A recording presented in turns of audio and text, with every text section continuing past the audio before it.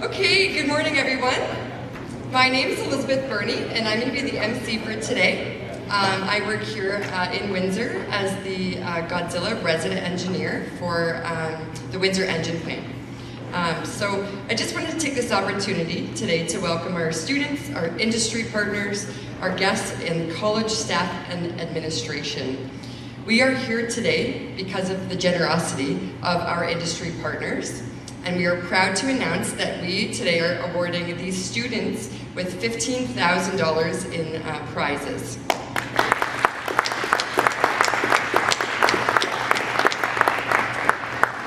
So just to prepare ourselves for today, we want to ask if everyone could please ensure their phones are on silent, if you don't mind.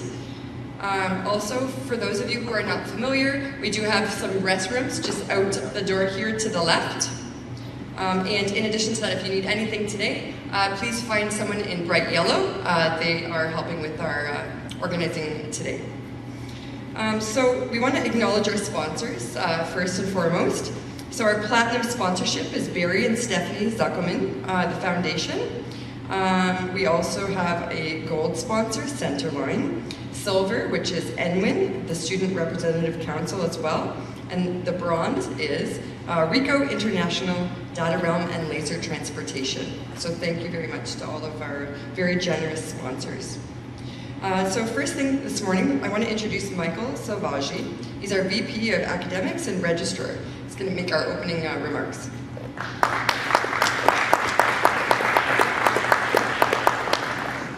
Good morning, everyone, and thank you, Beth. My name is Michael Salvaggi. I'm the St. Clair College's Vice President, Academic and Registrar. On behalf of President Dr. Patty France, the college's administration, and the entire St. Clair family of faculty, support staff, and students, it is my pleasure to welcome you to the St. Clair College 2023 Forward Innovation Showcase.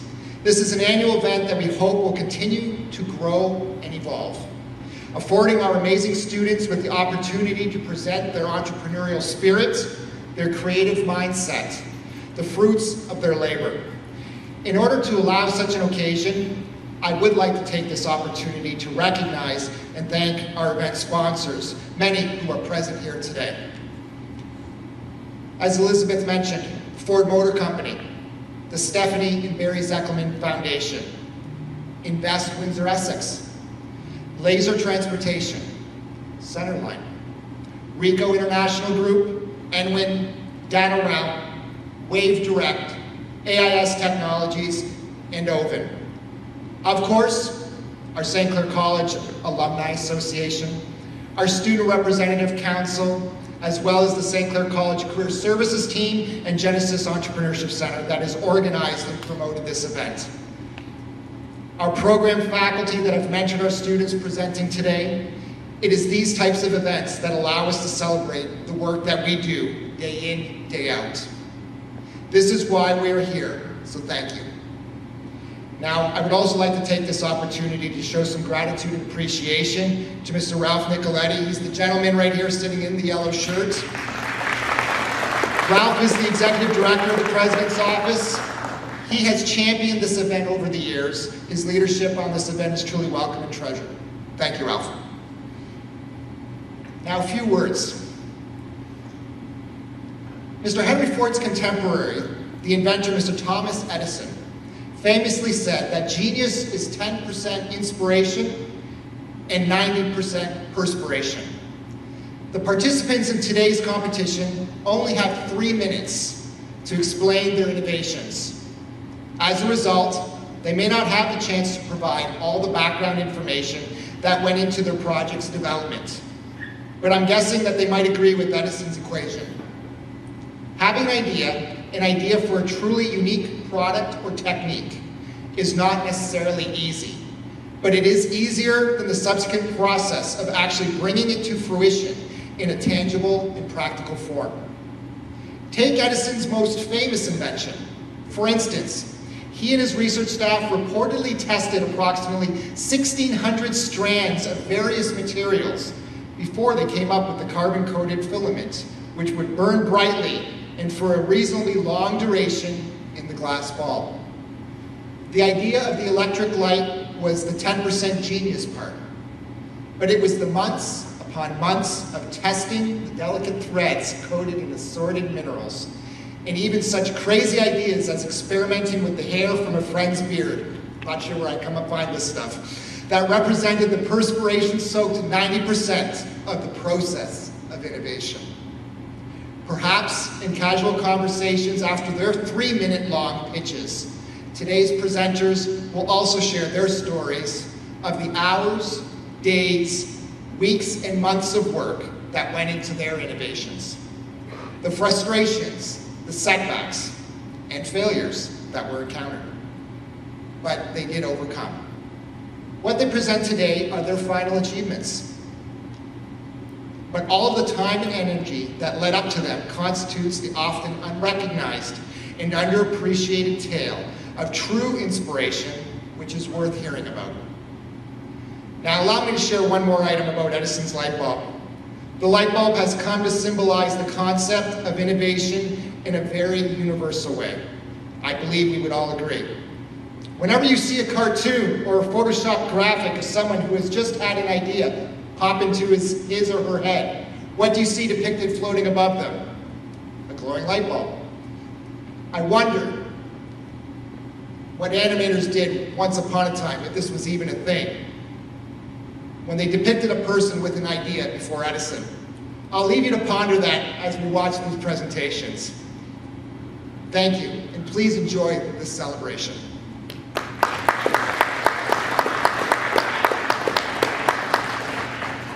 Okay, thank you, Michael. So before we start our speeches and our presentations, we just wanted to take a quick opportunity to go over our agenda today. So we are going to have 3 different speakers on behalf of Ford Motor Company, as well as the Zuckelman Foundation, and Nick Dimitrov as well today. And in addition to that, we're going to have our first 5 presentations of students, and then we're going to have a keynote speaker as well as a lunch break, and then we'll do another set of 6, and then speed mentoring, awards, and then some networking at the end of that as well, okay? So first, I'd like to ask Sasha Cowell if she could come up. We're going to be doing a speech on what is a professional. Sasha is our training and development for Ford Motor Company.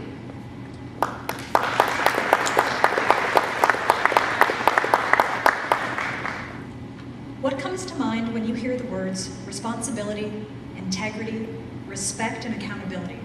To me, these terms highlight professionalism, and that's what I'm here to discuss with you today. Hello, everyone. My name is Sasha Cowan. I'm the Training and Development Leader at the Ford Engine site, so that's Windsor and Essex.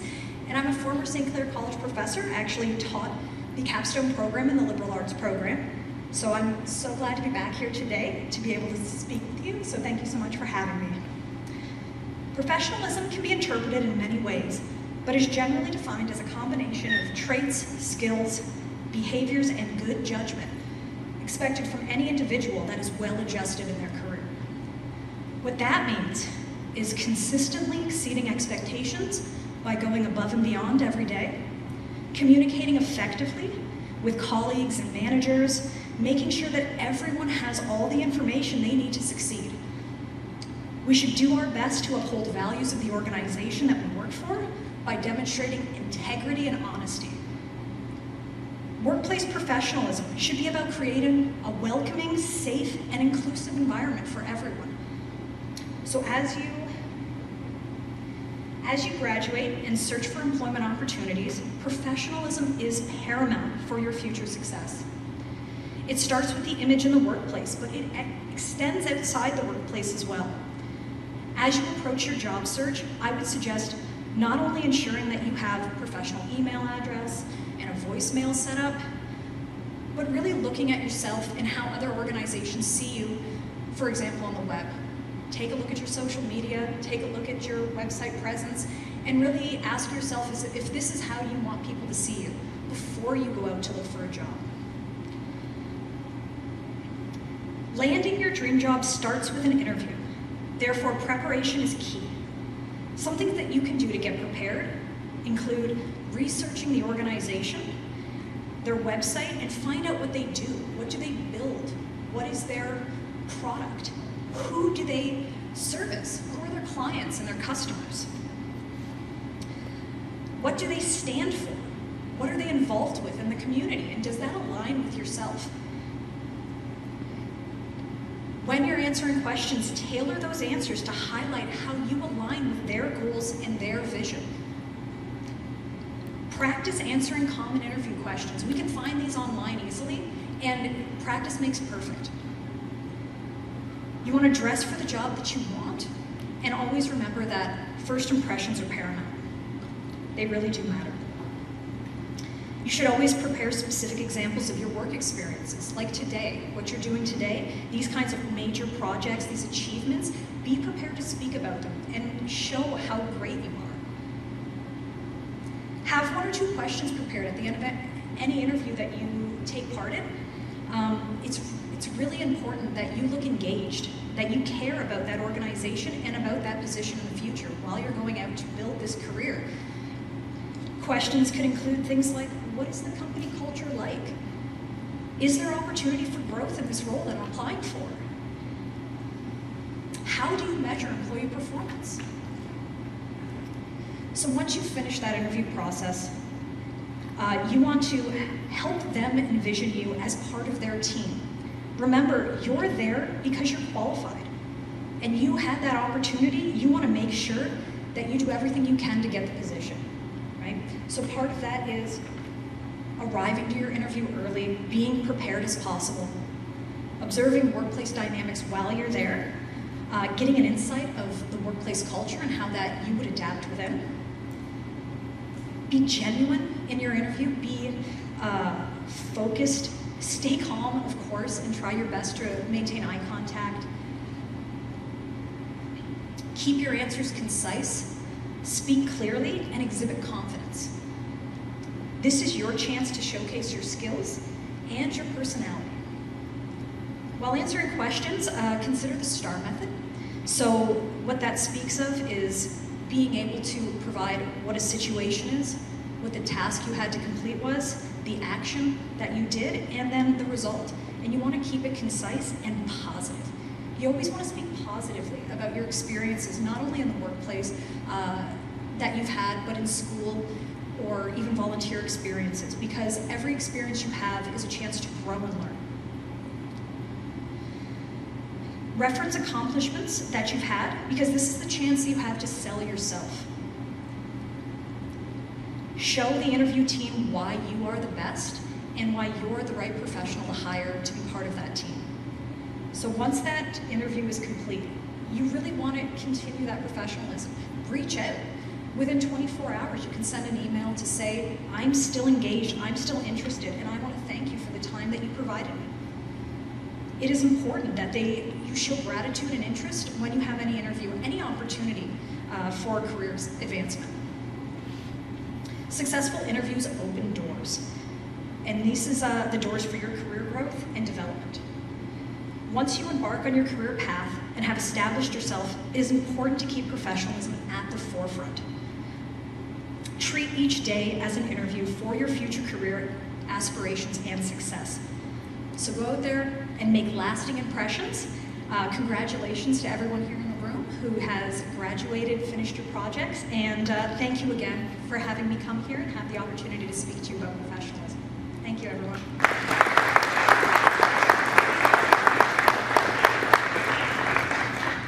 Okay, thank you very much. So next we have a video from Barry Zuckelman, President and CEO of Zuckelman Industries.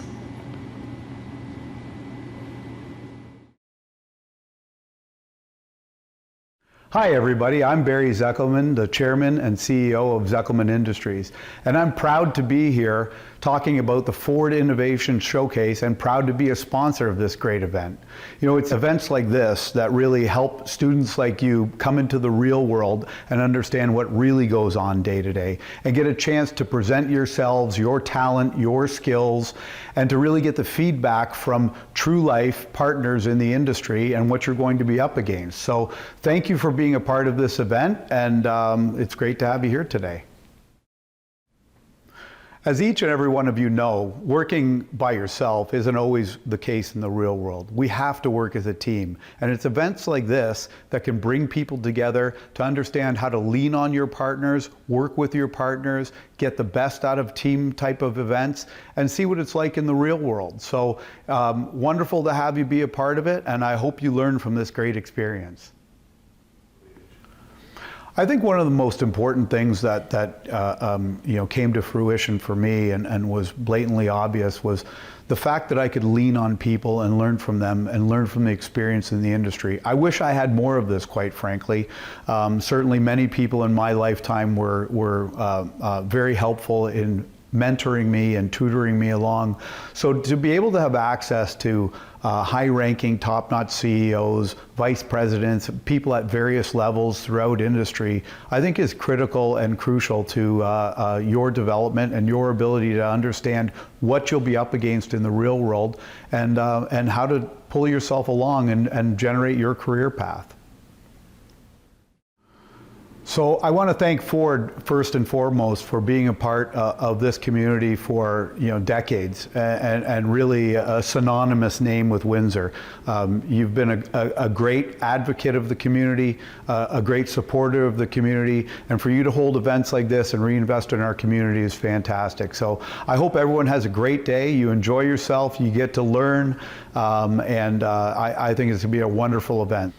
Well, St. Clair College has been a wonderful part of our community for many decades. Certainly I've seen many of my friends and colleagues go through their education and mentorship through St. Clair College, and I think it's vital to our community. The future leaders of our community come out of St. Clair College, and it's been wonderful to be a part of this program and certainly contribute to the success of the college and what we see there today. So we're relying on the leaders that come out of the school. We need you more than you need us, and you've heard me say that before, and I truly mean that. Without future leaders, without the education, without the dreamers, we're never going to achieve our goals, and the community won't thrive. So it's up to you to be able to provide the businesses, the things that come to this community with the leadership that's required to drive it and build on this community. And St. Clair College has been a terrific part of that. I encourage all of you who haven't even been to St. Clair College, go take a look. You're making a name for the college and the community and the city throughout Ontario and beyond, and it's really incredible, and you should be very proud of it. So it's a great time for Windsor, and it's a great time for St. Clair College. So as you know, Stephanie and I are very proud to be a part of St. Clair College, and we're proud to be a part of Saints Nation, so let's go Saints.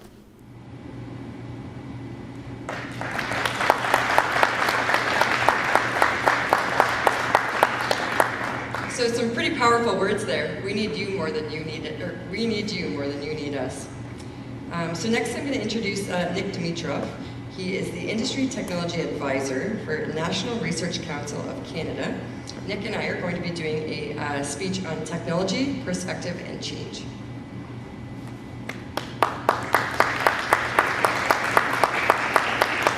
Good morning, everyone.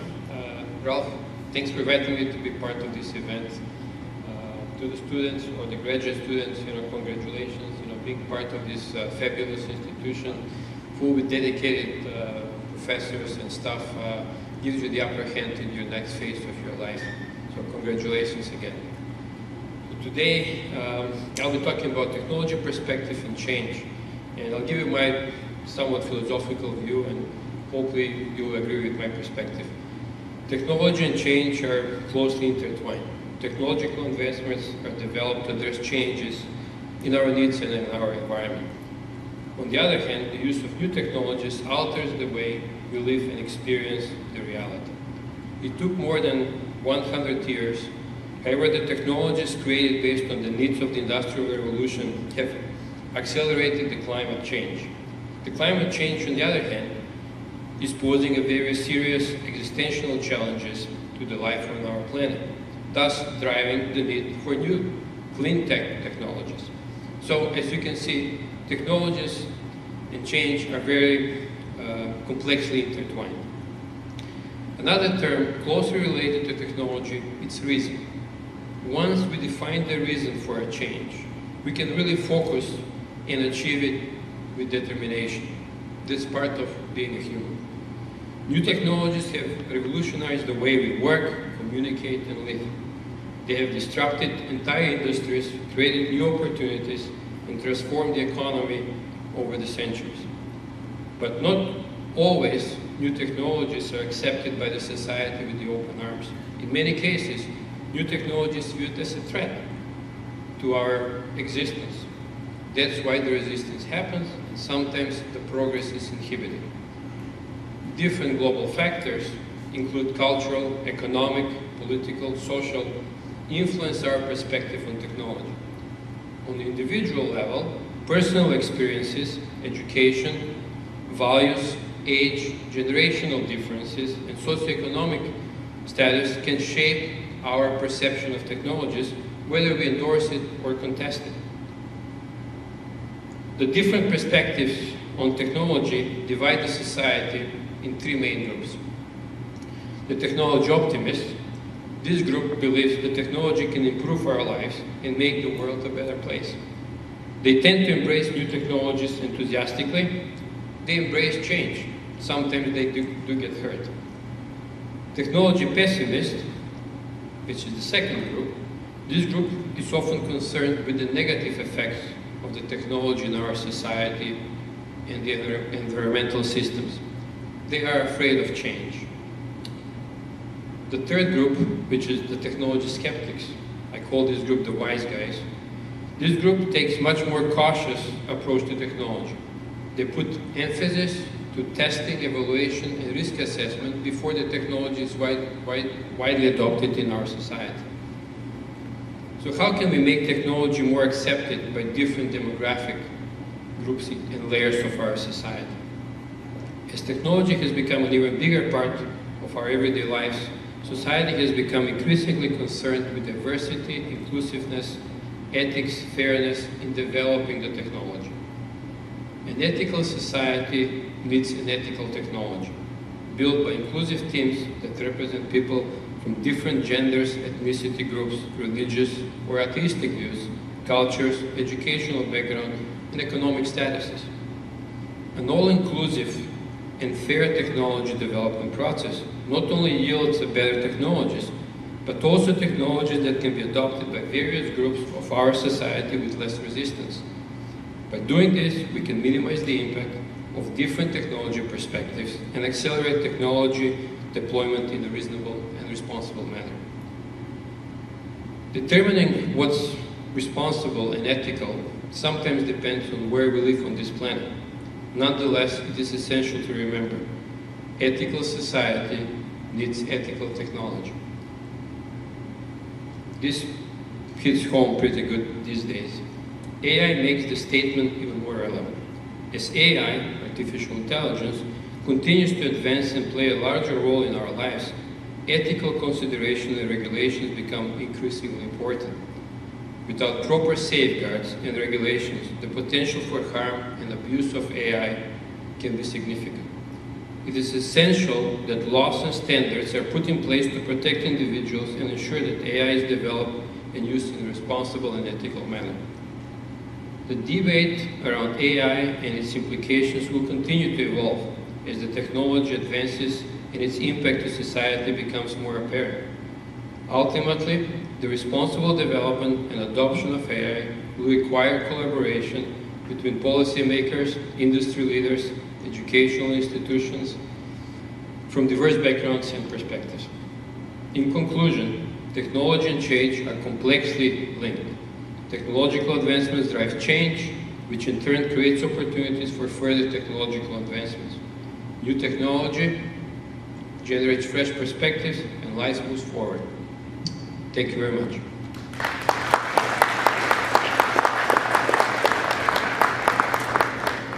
Thank you, Nick. So those of you who are not familiar, Nick has been advancing technology locally for many, many years. He's currently working with our Canadian government and the National Research Council of Canada. He is devoted to advancing our technology in an ethical manner, and we appreciate his time with us today. So now let's chat about what this means for us. What is our part in this changing technological sector?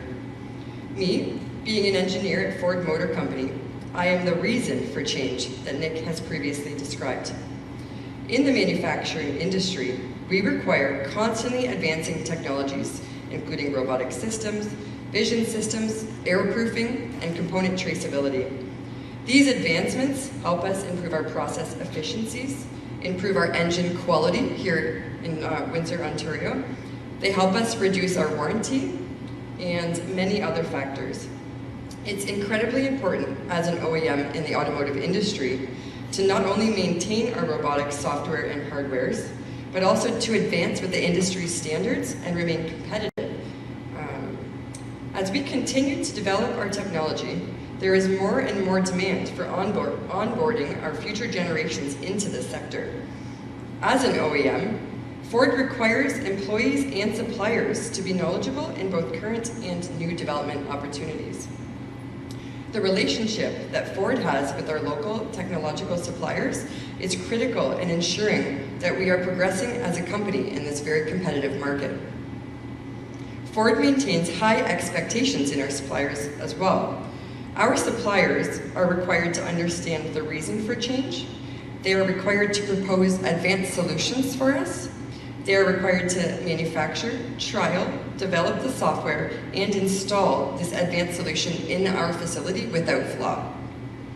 To understand this reason for change, to propose solution, trial, and install a system and its respective software without flaw requires a very diverse team. A team who specialize in all aspects of technology, including including safety requirements, ergonomical requirements, usability of this technology, integration of the technology into our current facility, and installation. So students, today that you've proven that with the support of St. Clair College, you have accepted this reason for change. You are going to be showing your development on advancement and innovative technologies and are preparing yourselves to enter this competitive and advancing technological sector. My advice to you, continue to learn, continue to develop, and continue to work with inclusive and ethical purpose. Thank you. Okay, so our last speech today is Ms. Sandy Ilievsky. Sandy is our plant manager at the Flat Rock Assembly.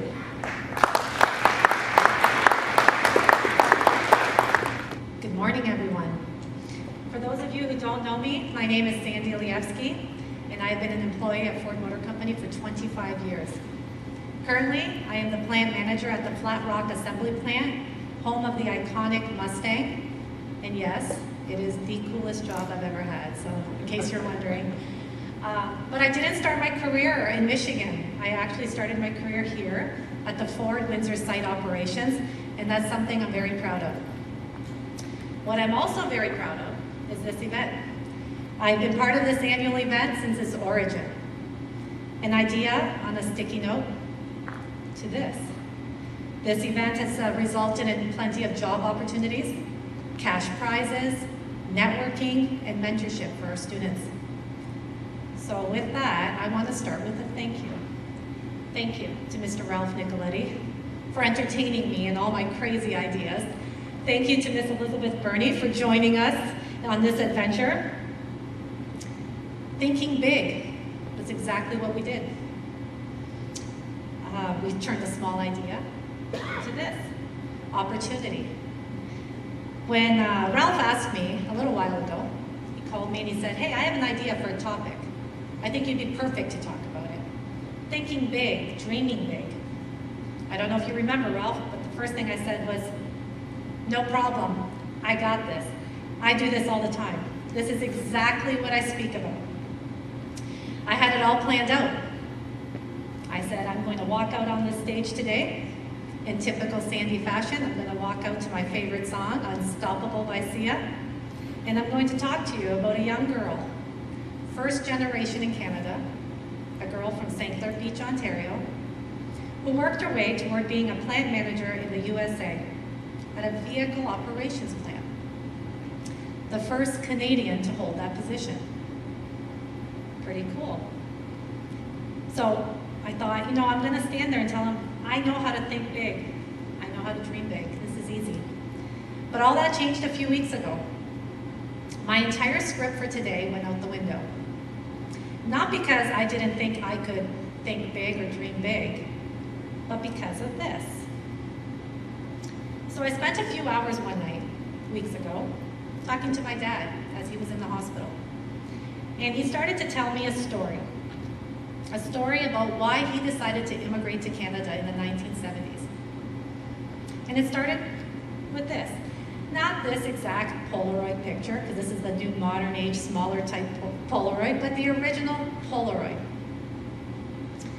My father, actually, our father, for those of you who don't know, because I think everybody in this room knows, my sister is here today as my special guest, Elizabeth Petrovsky.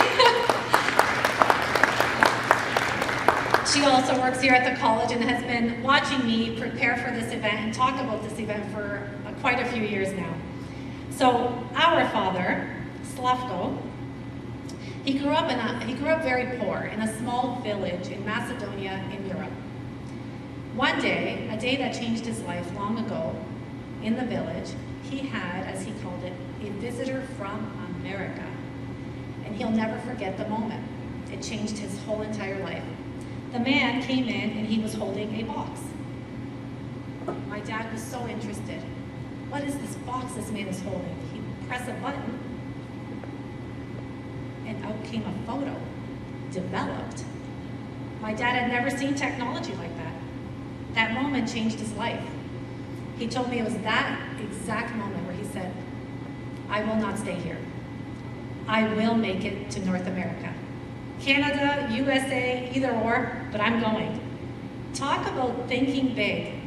And here I was going to walk on the stage to talk about myself as thinking big, which I do think is great and amazing, but hearing my dad's story changed my entire script.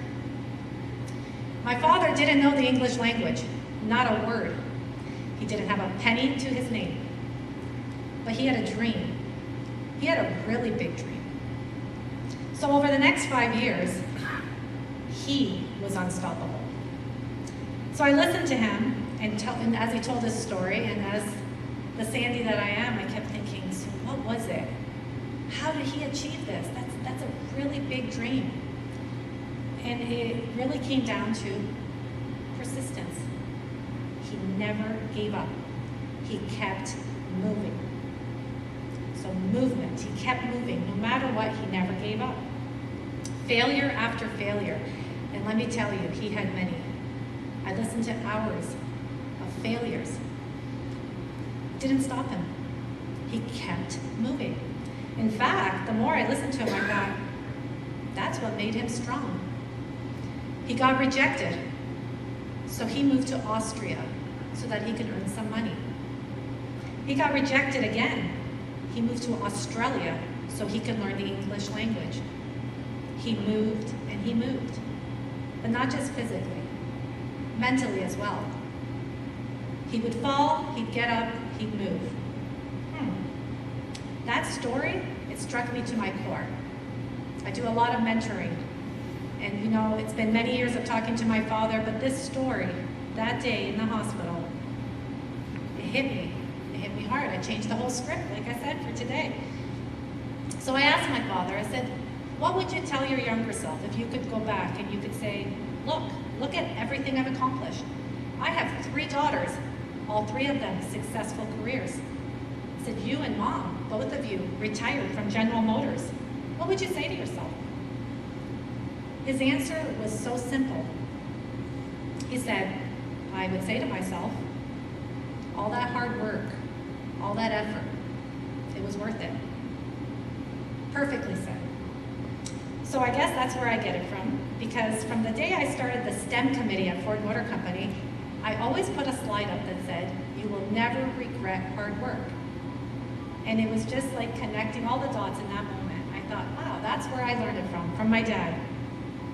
I cannot think of a time that I personally have ever regretted any effort I put into anything, any hard work I have ever put into any event or any project, ever. Henry Ford said, if you think you can or you think you can't, you are right. So to the students competing today, I hope you hear that. If you think you can, or you think you can't, you are absolutely right. I believe in that wholeheartedly. You are all here today because you thought you could. You are finalists. Our dad believed he could, and he did. Not without struggle, not without hard work, but he did. He came to Canada, he continued to move. Like I said, not just physically, but mentally as well. He thought big so that we could think big. So this was my moment a few weeks ago. He taught us to keep going, to keep moving. And as I reflected on the things my father did, I realized he raised 3 daughters to think big, to move, and we wouldn't be where we are today without his drive. So all of you finalists here today, you all thought big, you succeeded, you made it here to the finale. Your hard work, persistence paid off. Congratulations. So you're getting up to the last few moments before you come up here to present to us. All your hard work, all your persistence, everything you've been working towards. You should be very proud of everything you've done to get yourselves here. You will get the opportunity later today to be part of a speed mentoring session. Tap into the knowledge of our industry leaders. Be confident. Don't be afraid to ask for future conversations, conversations outside of the event today. If that is what you wish, ask for it. Have the confidence. Mentorship is very important. Barry said it himself. Mentorship. If anything you take away from me today on the subject of thinking and dreaming big, I hope you simply remember the Henry Ford saying, if you think you can or you think you can't, you're right. Dream big, and as our father did, continue to move. Thank you.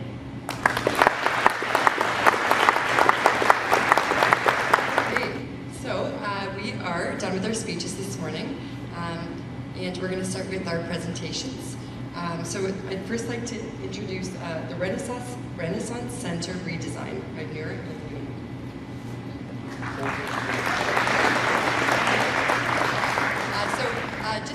Good morning, I'm Nora Caraguli. And I am Anna Russell. And we are from the Interior Design Program here to welcome you to the presentation of the redesign of the Consulate General of Canada in Detroit, located in the Renaissance Center. For this design project, we were contacted by Colin Bird with the goal of repurposing 3 sections of unused office space to accommodate for a variety of promotional events. This year will mark their 75th anniversary of their presence in Detroit, and the intent was to create a welcoming, multi-purpose event space that showcases Canada and its relationship with the United States. And the budget for this project was $100,000, and the breakdown of this budget is located within the Judge's Passport brochures.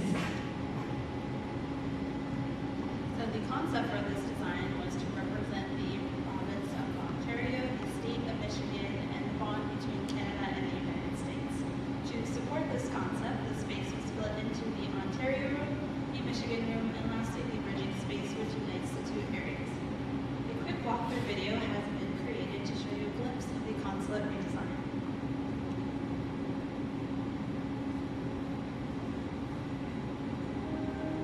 Here we have a view of the Ontario room, which features waterfall fountains instilling peace and calmness to visitors walking in.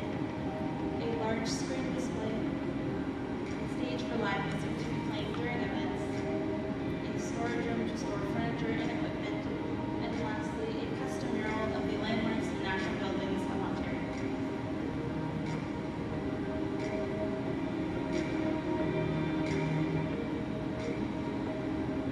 And now we are entering the bridging space, also known as the pre-function space that unites the Ontario room and the Michigan room.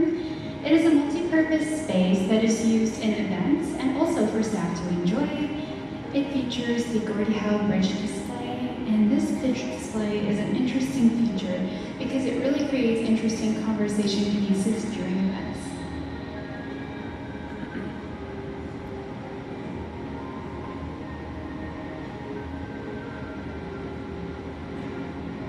And lastly, we have the Michigan room, which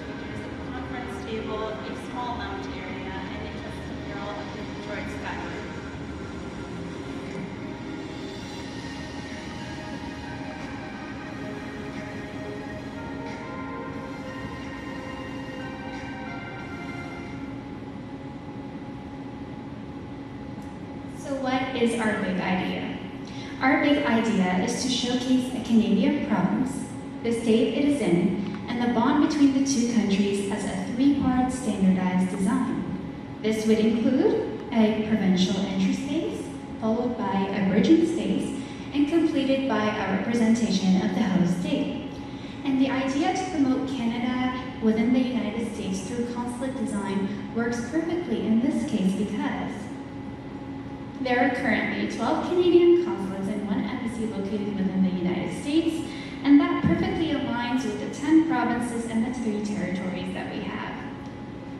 So the consulates often go on the road for promotional events. By having standardized merchandise and banners, the design is already done, saving time and money on design services, putting your tax dollars to work. Now, how does a standardized design benefit the various Canadian consulates within the United States? Well, these are some of the ways that can benefit Canada. We can promote our country, showcase the beauty of it, and educate the users of the space about Canada. Through a standardized design, we could also promote Canada's image. It can increase and attract tourism and investment in Canada. And lastly, this helps consulates save on initial design costs. Through this design project, we were able to create a vision of uniting and bridging these two countries through design. Thank you for this opportunity, and we look forward to your questions.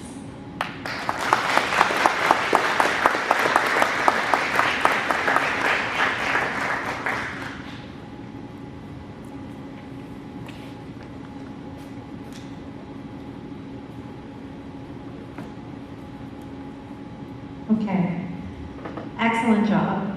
Very, very interesting. Great work with that software that you used. Does the design apply to all the consulates? And is there anything unique or something you would change between the different consulates? Yes, so thank you for your question. That is a great question. So yes, the design does apply to all consulates within the United States. There are currently, as mentioned before, 12 consulates and 1 embassy. So what would be different in each consulate space would be, since they can choose which sections they would like to upgrade. In this specific consulate, it was some unused offices that they wanted to upgrade. In other consulates, it could be the entire consulate design. It could be a couple of sections of unused office space. And what would also differ is the province that is being showcased in each consulate, and also the bond that is being demonstrated. It would be like different bonds between the United States and Canada. Thank you. Yes, I agree. That was a really well done presentation. I did have a very similar question about the standardization. That is a very important piece of a business to be able to standardize and reach your base. It has a lot of different values, so I really appreciate you guys pointing that out. One thing I wasn't clear about was who exactly are the users of the space? I know the consulate's asking, but I don't know if I missed it, but I didn't get a clear vision of who would actually be using these spaces. So the users of the space are the guests. So for this consulate specifically, it was used for the Grand Prix. So people who came to the event was to learn about the Gordie Howe Bridge, the new bridge that's being built, and also to watch the Grand Prix. So the users of the space could be the guests, the workers in the space, or the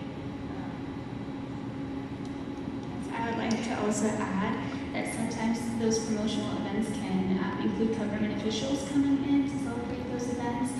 It can include anybody also seeking help from the consulate that is using that space. It also ends in the end, like, it depends on which sections of each consulate space that's going to be renovated. So, thank you for that question. I just wanted to ask you, great presentation by the way, both of you. How did you include the voice of the customer in the initial stage of the project? Sorry, can you... How do you integrate the voice of the customer, the customer opinion, in the initial onset of the project? Perfect. So thank you for your question. So since when we were contracted by Colin Bird, they came with the idea to promote Canada and the United States. So since this is still a conceptual design in this phase,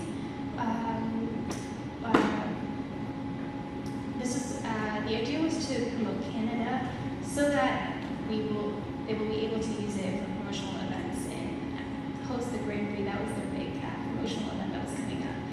So yeah, it was mainly looking at the client's needs at this point, since it was just a conceptual design of the space. But yeah, thank you for your question. Okay, so great presentation. Just a quick question. I'm sure you met a lot of interesting people as part of the process. Can you just talk to us a little bit about maybe someone you met and what you learned from that person? It's a really great question. When we visited the Renaissance Center, there was a lot of workers there, and they were also judges for our project. And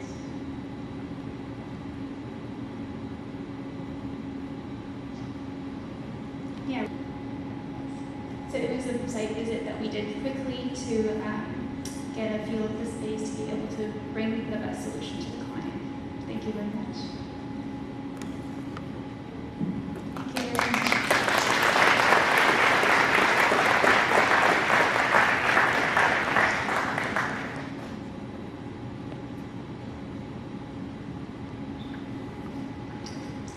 Hi everyone. My name is Patricio. I'm currently pursuing data analytics here at St. Clair College. Before beginning, I would like to say thank you and respect to be in the final, so I'm very excited. So let's get started with the presentation, which is called Eye Tracking Controlled Keyboard. Neurodegenerative diseases such as spinal cord injury or amyotrophic lateral sclerosis can cause paralysis from the shoulders down. People in that condition lose most of their capabilities, and as the disease progresses, they cannot regulate any part of their body, except eye movements and blinking.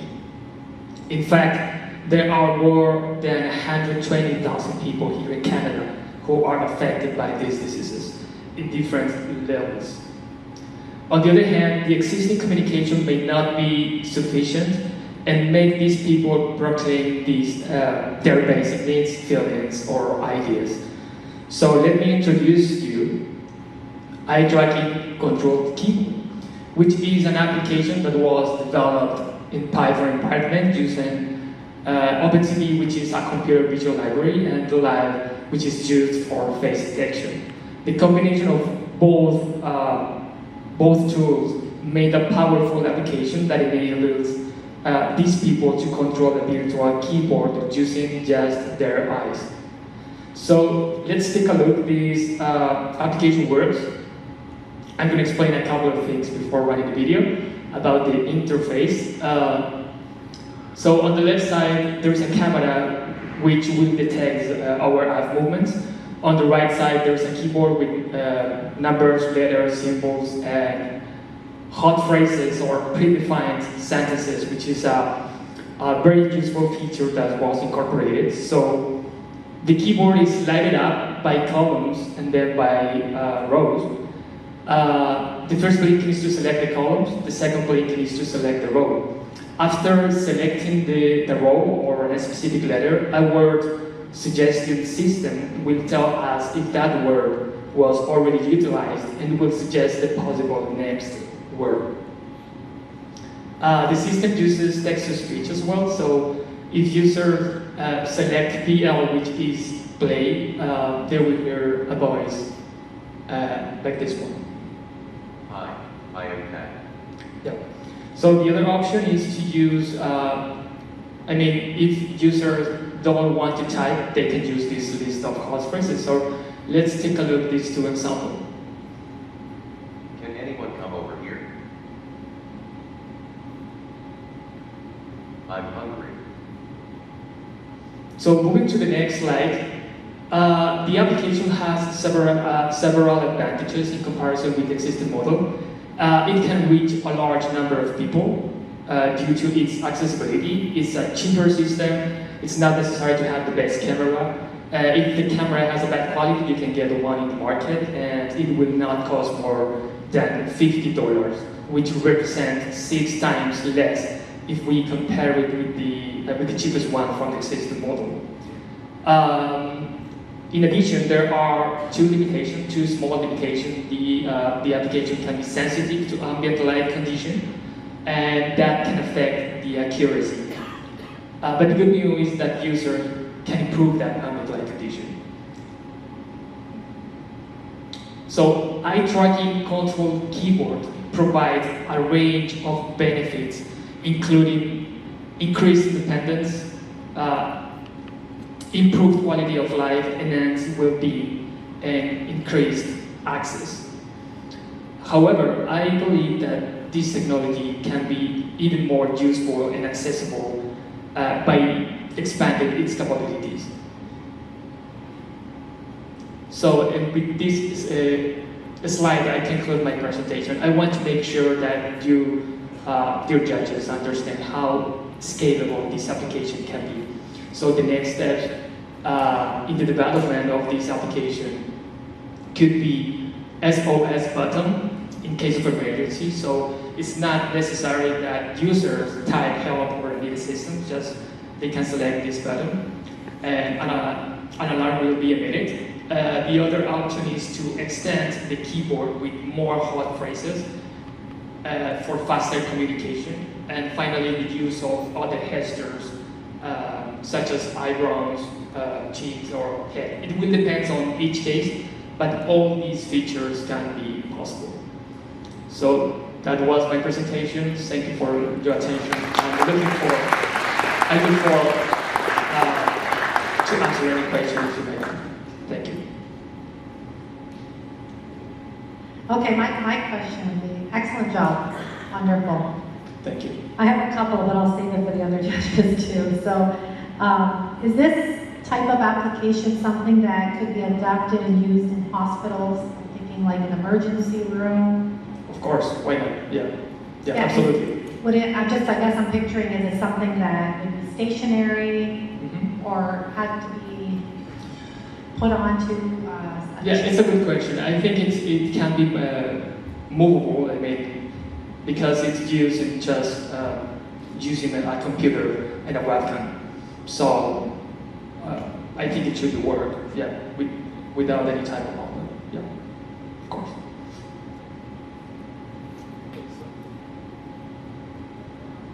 All right, so question. So this is very interesting technology. I mean, what kind of drove you to get into this, to develop this? What was the inspiration or what was the problem that you saw? Yeah, I think one of the main inspirations was to help the community. I mean, to help all these people who keep silent until now, until today. So there are many people cannot talk and they don't have the chances. They don't have chances to interact with the world. So that was my main inspiration. Yeah. Thank you, Brent, for asking that question. I will go a bit more technical. So you developed a solution in Python. On what hardware platform you deployed the code? Excuse me, could you repeat the question? What hardware platform you deployed the code? It was for just using OpenCV. It's OpenCV on a PC or Jetson board or Raspberry Pi? No, Raspberry Pi, no, not at all. No, it's just on my computer. I mean, it was PC based. Exactly. Yes. Okay. In a PC. In a laptop. Too. Okay, thank you. Yeah. Thanks, Nick. Great presentation. I had a question with the when you were scaling over for those hotkeys. So sort of two questions. One was, did the person blink to get, like you track your eye over, and was it blinking that would make the like the enter button for the letter selection? And then did you look at all about the existing stuff that's out there? Could you just let us know a little bit more about what was currently out there in the market for this, and then just maybe expand a little bit more on why this was a better option? Okay, if I understand the question, the application works based on blinking. Just the application works. You have to wait. I mean, it works by frames. So the system counts several frames, and that time you have to blink. So the first blink is just to select the column because the keyboard is lighted up by columns and then by row. So the first blinking is gonna be to select the column. Then the second blinking is to select the row. The other option, because maybe it can be a little bit slow to type something, so the hot phrases option is another very interesting option.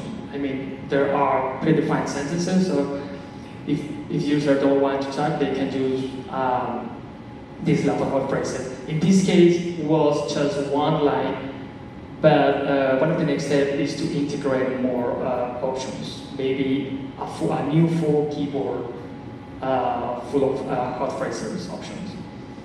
I don't know if I answered your question because I didn't hear you very well from this side. Thank you. Yeah, good. Okay, so good job on the presentation, fantastic. Just a quick question, would it be compatible with smartphones or tablets as well, or would it just have to run on a PC? Yes, it can work. It can work, yeah. Not specifically with this version, but after several adjustments, I mean, it should be working any other device like tablet or cell phones, yeah. Thank you so much.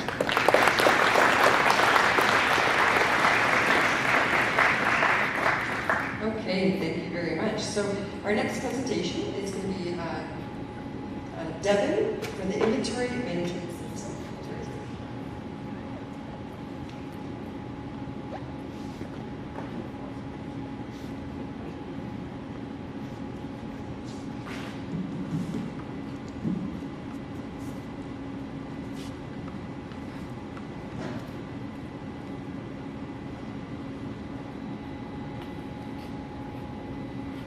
Hello, my name is Devin Divinez. And my name is Nathan Romero.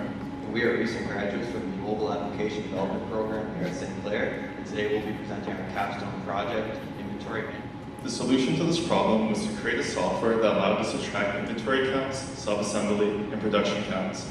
By having all of this data in one spot, we're able to forecast future production and make data-driven decisions. So we'll start off by creating a new plan and assigning all the departments within that plan. We can also assign any existing user in the application to the newly created plans and departments. Now that we've created that, we can create stock and dunnage and assign it to any of those departments. Stock is what's used to create the finished product, and dunnage is the term used for the storage of the finished product. As you can see, we store all these objects in a cart list where we have the health of the stock, which is based on the current count, an image, the title, and the market location, which is the physical location you can find it within the plan. We also store additional information like how much stock is actually on the skid, which allows us to forecast future production later on. We also have the edit button, view info, and the delete button. Now that we have some stock items populated in our departments, we can go ahead and create our first product. We set some initial information like the product name and what the daily target is of how many products we want to create each day. And we also make some associations between the stock items that build the product and the product we're creating. For each product that has a stock, we're going to assign how many times or how much that stock takes to make one product. And when assigning dunnage to the stock, dunnage is very specific to the product that it's holding, so we can only assign one dunnage item. Next, we'll talk about cycle checking, which is what we do for actually counting the stock in the markets. As you can see, when we start the process, the list is generated with all the stock and dunnage items from all the departments that you're assigned to as a user. Once you enter these counts and submit that form data, this will start the production forecast process. Once the cycle check is complete and we have some inventory populated for our stock items, we can go to the forecast page. It will get populated with all of the products that we currently have authorization for. If we click on the view detail page, we get some metrics that help us forecast future production, like the amount of products it's possible to create, and some time metrics that show how close we are to shortage. There's also a pie chart that will show all of the stock items associated to our product and what health they're in high, medium, and low. If any of the stock items that are associated with this product don't have enough inventory to build enough products to hit our daily target, they will be populated in the bottom right of this list. And the next step in the process is a production count. A production count is done whenever a production supervisor counts how many times a product was created during their shift. So they can pick and choose what products that they want to make a production count for from multiple different departments, and after submitting, they get a notification that one of the products currently needs attention. You can think of a production count as if the product was a car, and if a car took 4 tires to create, if we created 10 cars during a shift, we would decrement the amount of stock we have by 40. And if any of the stock items that make up the car fall below a point that is preventing us from building the amount to hit the daily target, we get notified. And as you can see, our forecast has changed. If we set the forecast daily target to a lesser number, this will now go into a healthy forecast because the amount of stock needed to hit that number has significantly reduced. That concludes our presentation and project demonstration. We believe we solved 2 issues with the software. First, we visualized the cycle check process. As of right now, the cycle checker marks all the counts down with pen and paper, and then re-enters those counts in the data Excel sheet and emails it out to everyone. We've now reduced the data entry to one time only, and we store all that data in one section of our application. We also have production forecasting, which gives a detailed view of how long we can run a product for, and we can know about any stock shortages, make decisions based on that information to avoid downtime, as this can be costly for any manufacturing company. Unfortunately, we were only able to show the main features of our application due to the time constraints of this presentation, but we appreciate all your time today, and thank you.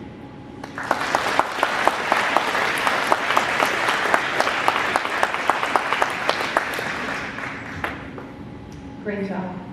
You can expect questions now. You got the area manager for the Godzilla plant right here. I have a quick question. So is there a dashboard or something that, an option where you can send it out via email or text or some type of alert option? Yeah, so anytime that a product has a stock item that's too low, we send to all the managers by email. So they'll get an email notification, yeah. You'll receive an email if the forecast is low, and you'll receive the actual cycle check as well. Okay, and is it just via email or is there text options? We could implement that. We also have other functionality like exporting to an Excel from the email. We have a bunch of functionality. But for text messaging, no, we don't have that. We could implement that. I like that. You think you could, right? Yeah. You can. Just really quick, in my role, the other side of it too is our suppliers. Is there any, have you thought about expanding this to, critical supplier list, forecasting which suppliers might be an issue for me in the future, in the upcoming days, weeks? Yeah, like if we were integrated to the system, we'd be able to add thresholds of like when to order extra stock when we were low. So we could do that as well. Okay. Thanks, guys.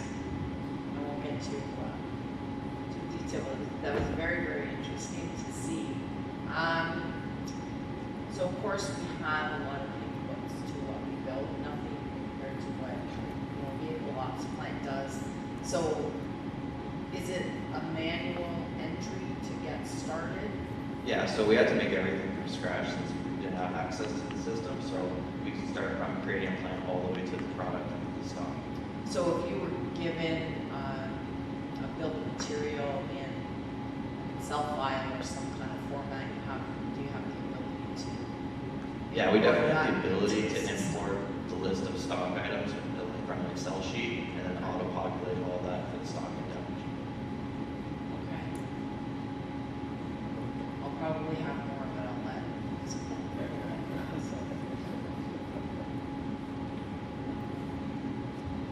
Okay, my question is related to what knowledge did you have to develop this? What technology did you use? What type of database you're running? Could you please say a few words about that? Sure, yeah. So we use a mean stack. We use Mongo for the database. We use Node.js and Express and Angular for the front end. And a big part of the technological hurdle was like for the notification on the dashboard. I'd say that was something that we had to think about how we're going to do that. So we implemented like a WebSocket that's constantly listening in for any products that are low forecast. Is this working in the fourth facility right now, or is it just a project running on your computer? I hope so, eventually, but right now it's running locally on our machines. Okay, that's good. Did you consider talking to your potential customer what type of technology you could use to develop your solution? So I worked with an engineer in our department on this project, and he kind of let us figure out the technology and kind of had an idea of what we should use. Okay, great. Thanks for the presentation. Thank you. Thank you.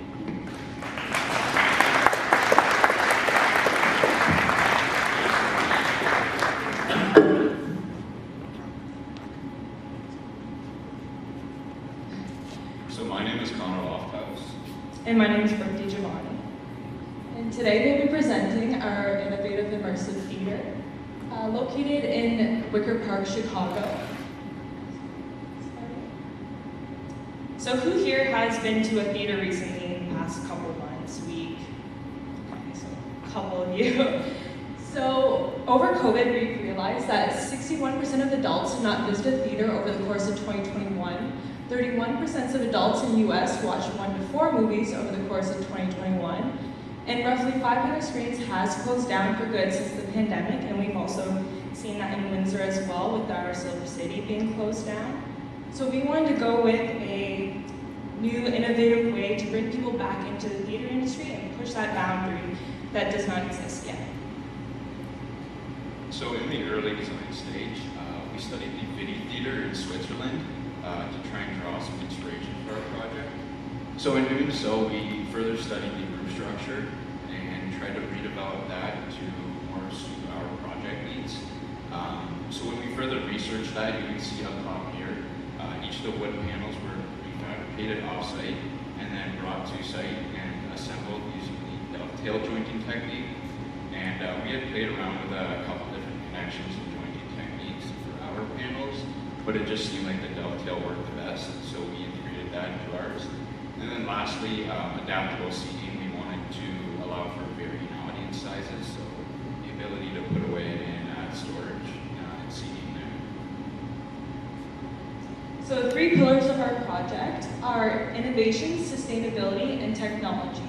For innovation, we want to create a kinetic building, which means it moves, across and expand across the property. For sustainability, we want a facade from recyclable materials. And lastly, we want to push the boundaries with immersive theater experiences using technology.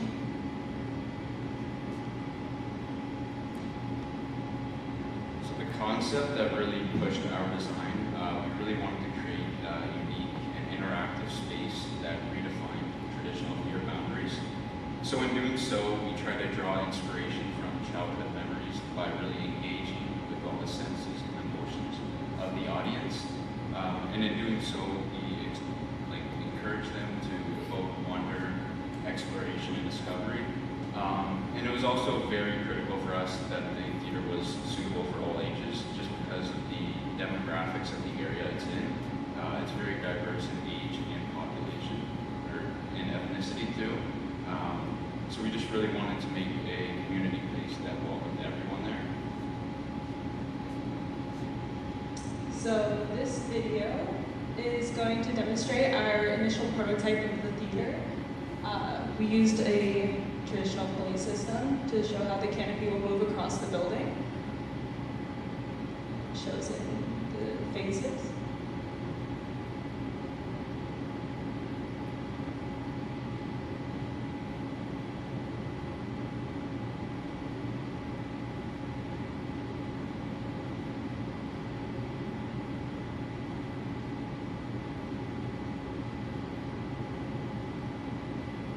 So the origami fold, or the roof structure that we developed, each panel is 3D printed off-site, just like the Vidi Theater we studied, and it's actually 3D printed from recyclable materials, just to kind of reinforce our sustainable mission. And you can see the panels, when they're extruded over top of the audience, it actually improves the acoustics the way the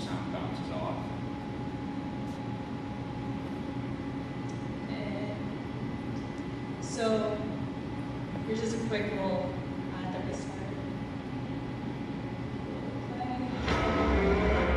This is what can be done with the theater.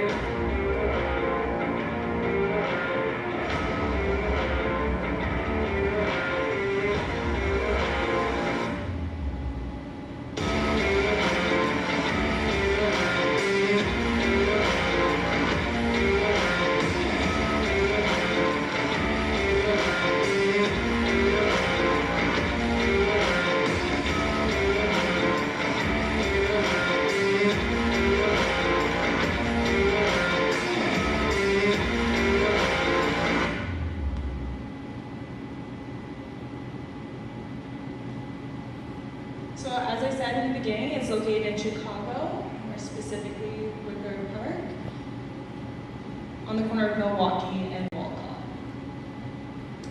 So the first floor plan, on the left side, we pretty much split up the program in two and pushed it to either end of the site, just to allocate for the netting in between for the seating. So you can see on the left side, we have the cafe and the workshop.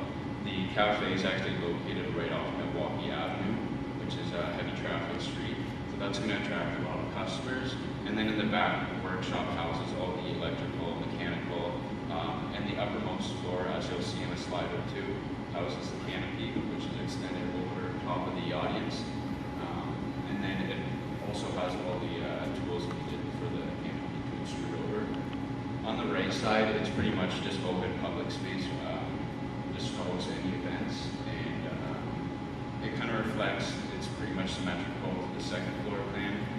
We have extra seating for the cafe, the workshop is still holding the mechanical and electrical, and then we have an exterior balcony space, which also provides access to the second floor seating. So here we have an exploded ISO to further demonstrate where the canopy is housed in the north or south building. It also demonstrates how the canopy is folded and tucked away and where it extrudes out of. So just lastly, we have some illustrations just to show like how the event space would be activated by the public.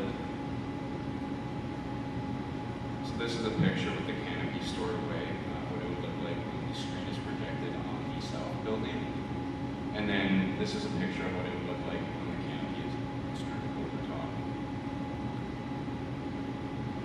This is just a simple wall section of the cafe space over here, just to give a sense of scale and show what the event space could look like after moving in. So lastly, our project incorporates bound breaking, new approach to construction theater industry, flexibility to grow and shrink across the property, sustainable, interactive. It provides a hub for Wicker Park in the community, and lastly, a tourist attraction that offers new reasons to visit Wicker Park. Thank you.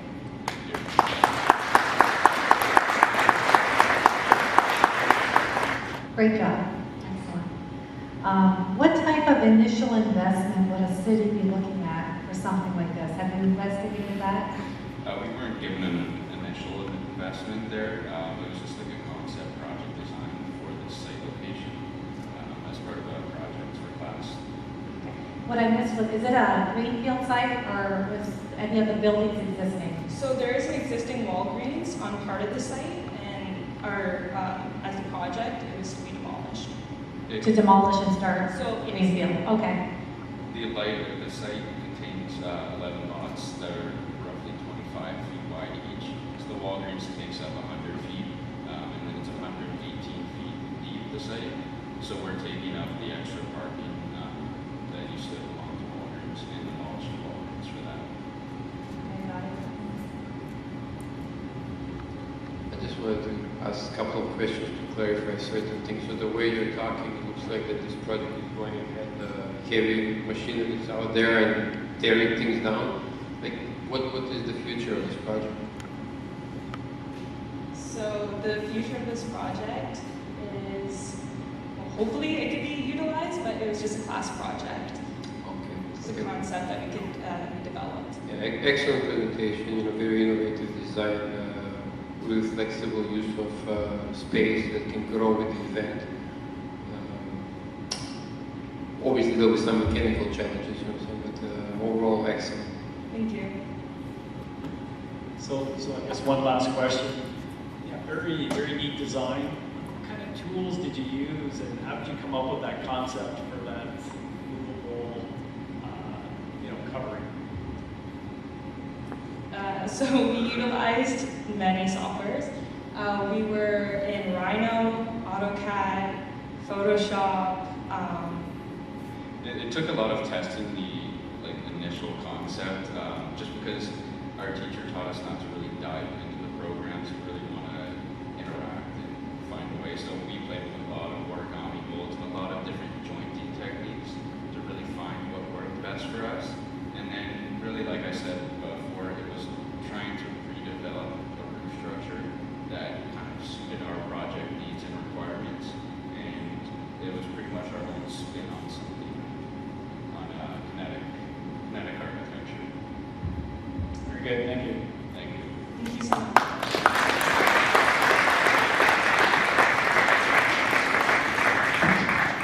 Okay, so we have one more presentation before we take a short break. So I'd like to introduce Chine and Alejandro, and they're going to be presenting the artificial driving instructor.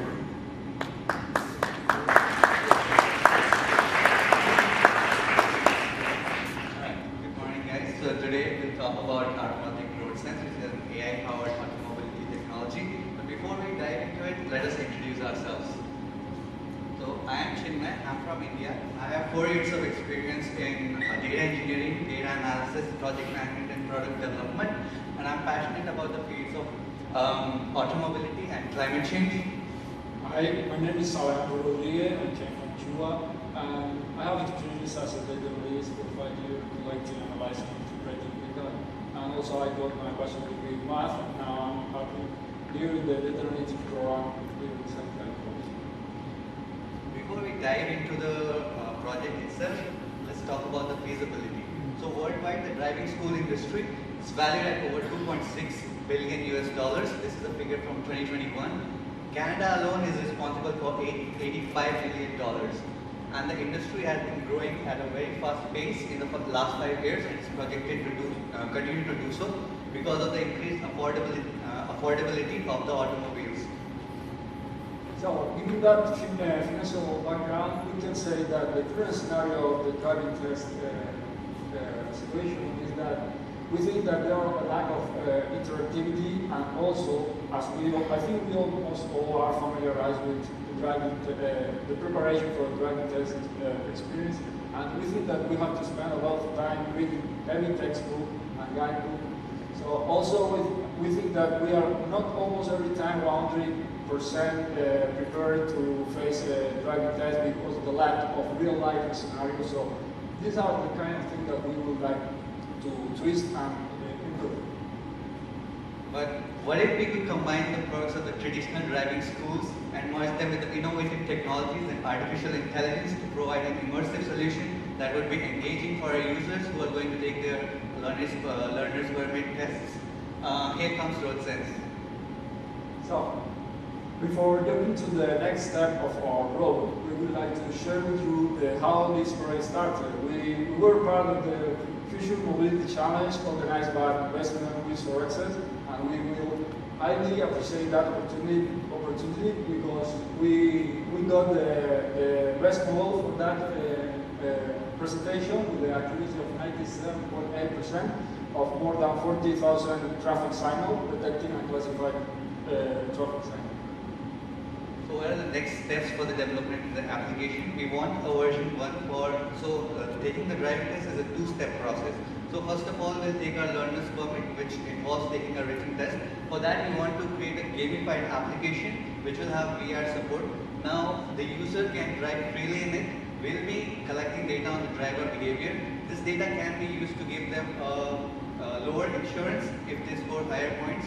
We'll be scoring them, which will lead to the additional element of a social leaderboard where they can compare themselves to their peers.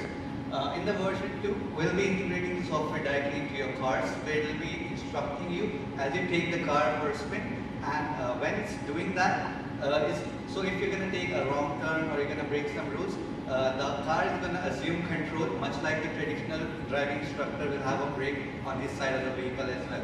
So this will lead to improved safety for our users. So what we would like to bring to the table is the improved safety for drivers, as they will receive in real-time feedback of how they are doing on the road.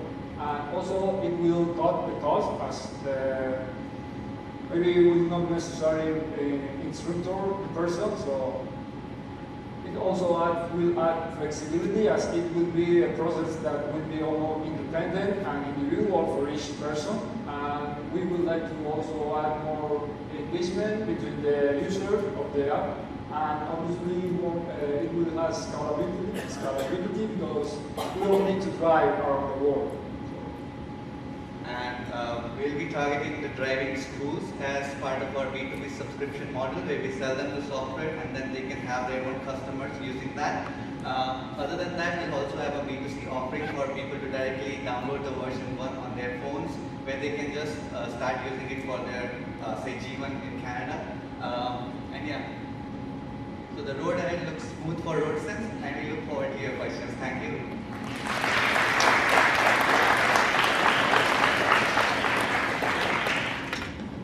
Thank you. That was interesting.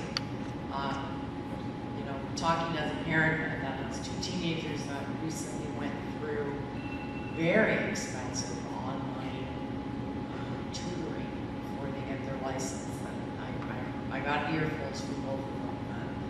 A lot of issues, not helpful, too slow. So I think the gamification angle of it and VR definitely improve the whole experience. And I like that you talked about partnering up with current driving schools so that they can integrate that as part of their option. I'm not really clear about your version 2 with taking over control of the car. Can you just maybe get into that a little bit more? I mean, the industry is going in that direction. The cars themselves, but I'd like to understand a little bit more how you envision something like that. Okay, so to give you an example of that, suppose we are going ahead with the car and somebody is crossing on the crosswalk. If the car deems like the driver is not decelerating, then the car will automatically start pressing the brakes for the user so that he doesn't hit the pedestrian. Also, if like there's a one-way sign and the driver is trying to turn the other direction, the car will assume control of the steering wheel, blocking them from moving that side, decelerate them, and give them a prompt that, okay, here's a one-way, you cannot turn right.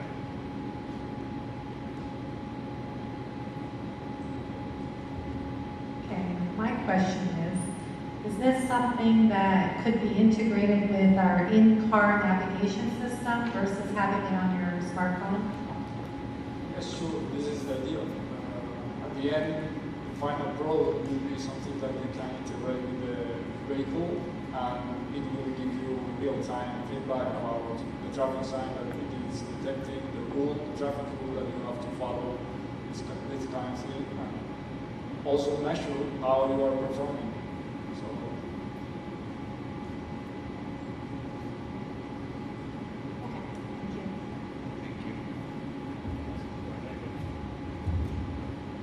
Just a really quick question. So if you're going to interact with a car's navigation system, have you thought about implications for like data security or someone hacking the vehicle and creating like an unsafe condition?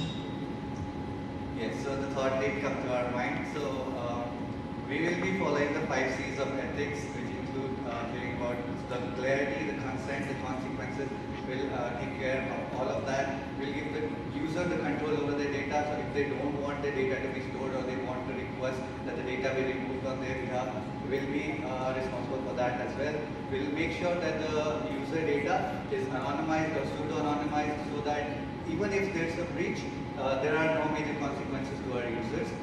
So yeah, we'll follow basically all the 5 C's of ethics and make sure that the product is safe for our users. Hi, thank you. That was when Nick was up there earlier talking about the AI skeptic, I'm going to be the AI skeptic here for a second. 97 point something accuracy from your AI.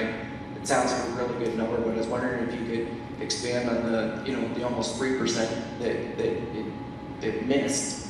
And what was that, and if you have any solutions to get that to 100%, because...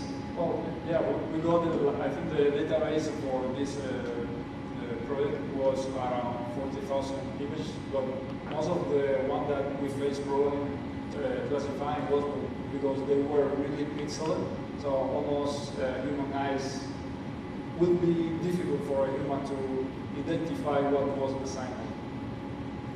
The quality of the image was most of the main difficulty for them. To expand on that, so these images are 32 cross 32 pixels, and so the ones that model has correctly classified, they are still legible to our human eyes because we have done a confusion matrix to make sure which images we are not able to classify. And we saw like the images that were not correctly classified, they were so illegible that even we, with our eyes, could not determine what the sign is.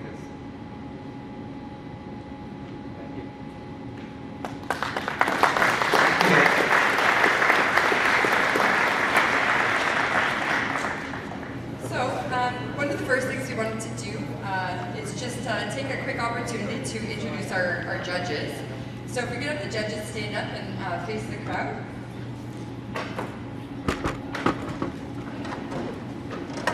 So in no order from left to right, I'll have each of you wave your hands. So we have Sandy Ilievsky. She works for Ford Motor Company as our Flat Rock plant manager.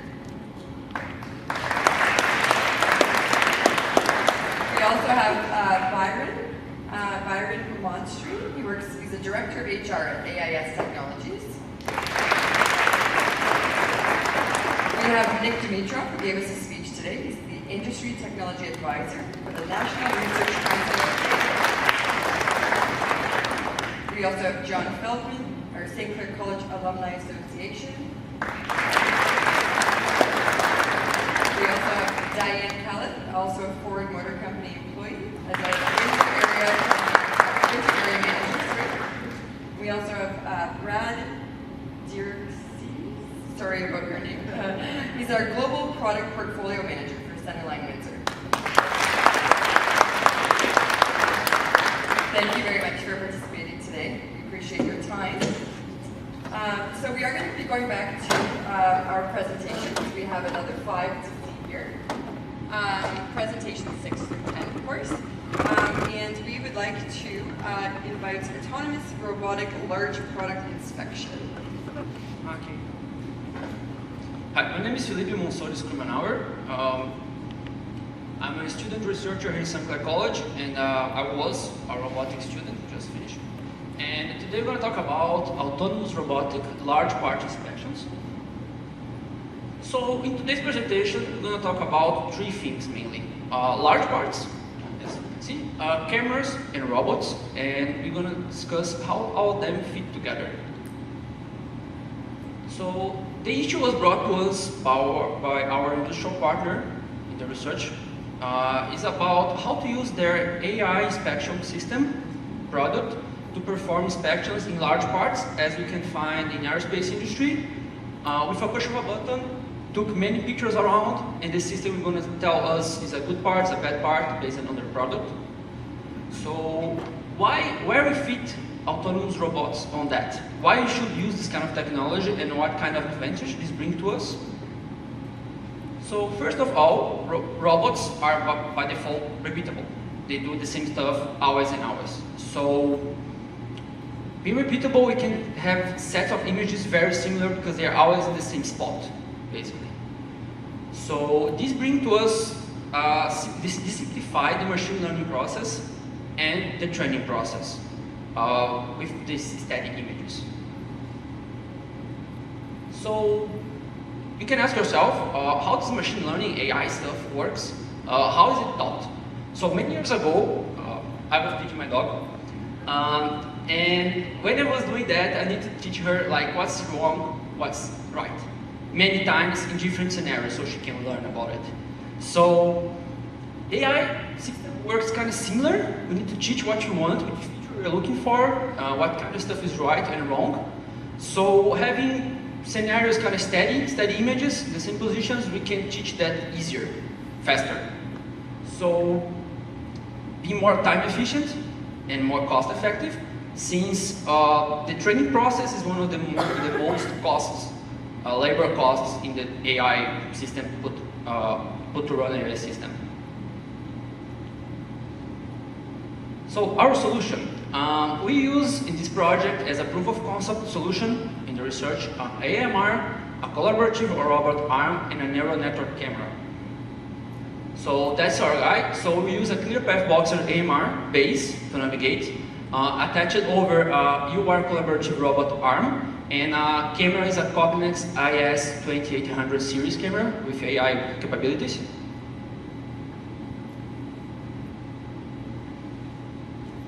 Okay, so about the AMR. What's an AMR? It's an autonomous mobile robot.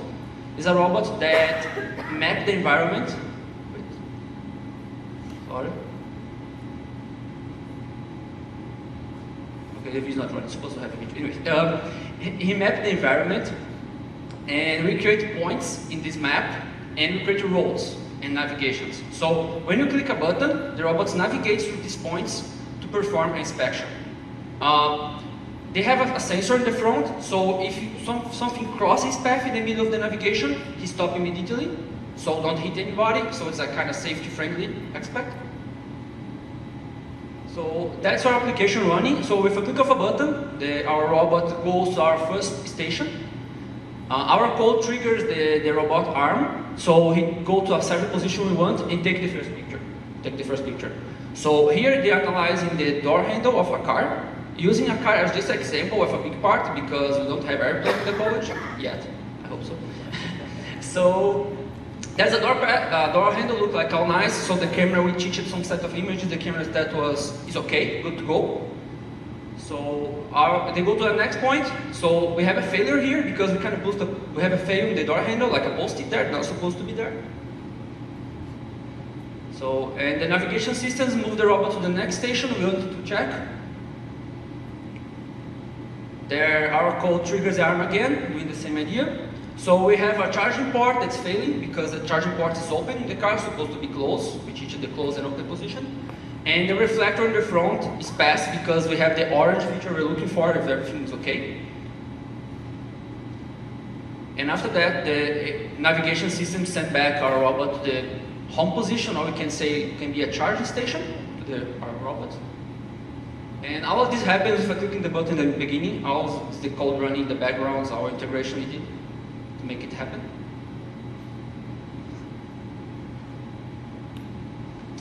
And our outcomes we use in this project Industry 4.0 technologies as machine learning, AI, robotics, automation. All of this to accomplish real-world problems that was brought to us by an industrial partner and give them a real solution, something that's real. Not like a idea, it's kind of working. So basically that. Thank you very much for your time and have a nice day.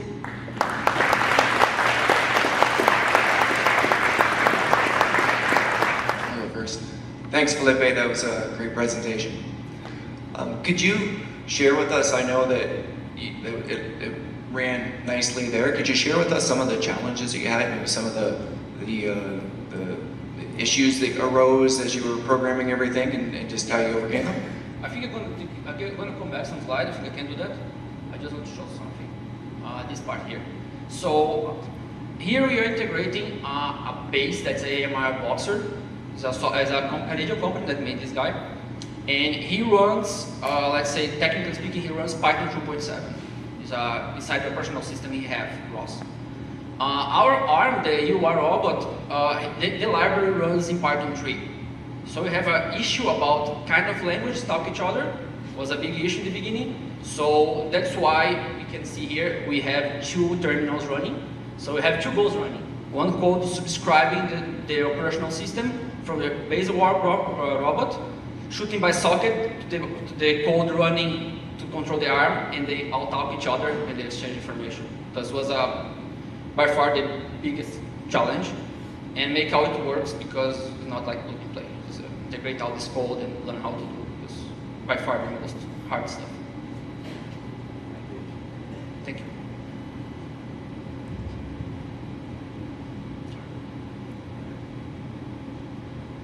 Can you hear me? Okay. So you've got two very interesting technologies here, autonomous vehicle or robot, as well as a cobot. So both of those in a work environment, there's definitely safety. Yes, sir, for sure.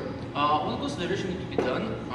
As a research project, in the research we usually aim for, let's say, more strong hardware that sometimes you don't need to have. So this robot is oversized for sure, but we can be more flexible. So a real world application would be a smaller robot with a lighter arm, because for example, this arm can handle 10 kilograms of weight. So we don't need that for a camera. So that's a safe aspect, helps because it's less mass moving, so a hazard is less, right? We have the LiDAR sensor from the base tracking the environment and check if someone crosses his path.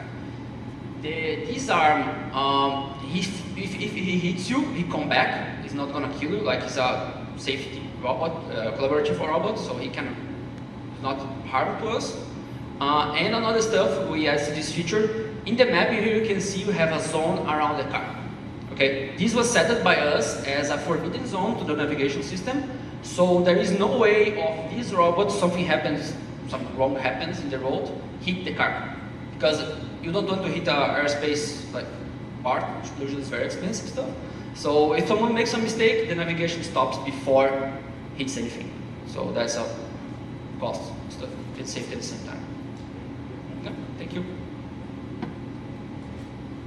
I think it's tough because I think majority of us on this panel are controls engineers or electrical engineers. Mine is more of a comment. You actually asked the question I asked, and it's not because we didn't know the answer. I think it's more for the audience, but I know you touched on it really quickly, but the safety aspect, you know, I think the majority of the folks in this room might be used to seeing robots behind cages, and typically, you know, the way we've seen them in pictures and in automation. Just so that everyone clearly understands this technology, and I know you touched on it just a bit, how safe is this robot if someone's back was standing to it and the robot was moving and they weren't moving out of the way? And I know the answer, so I think it's more for everyone else.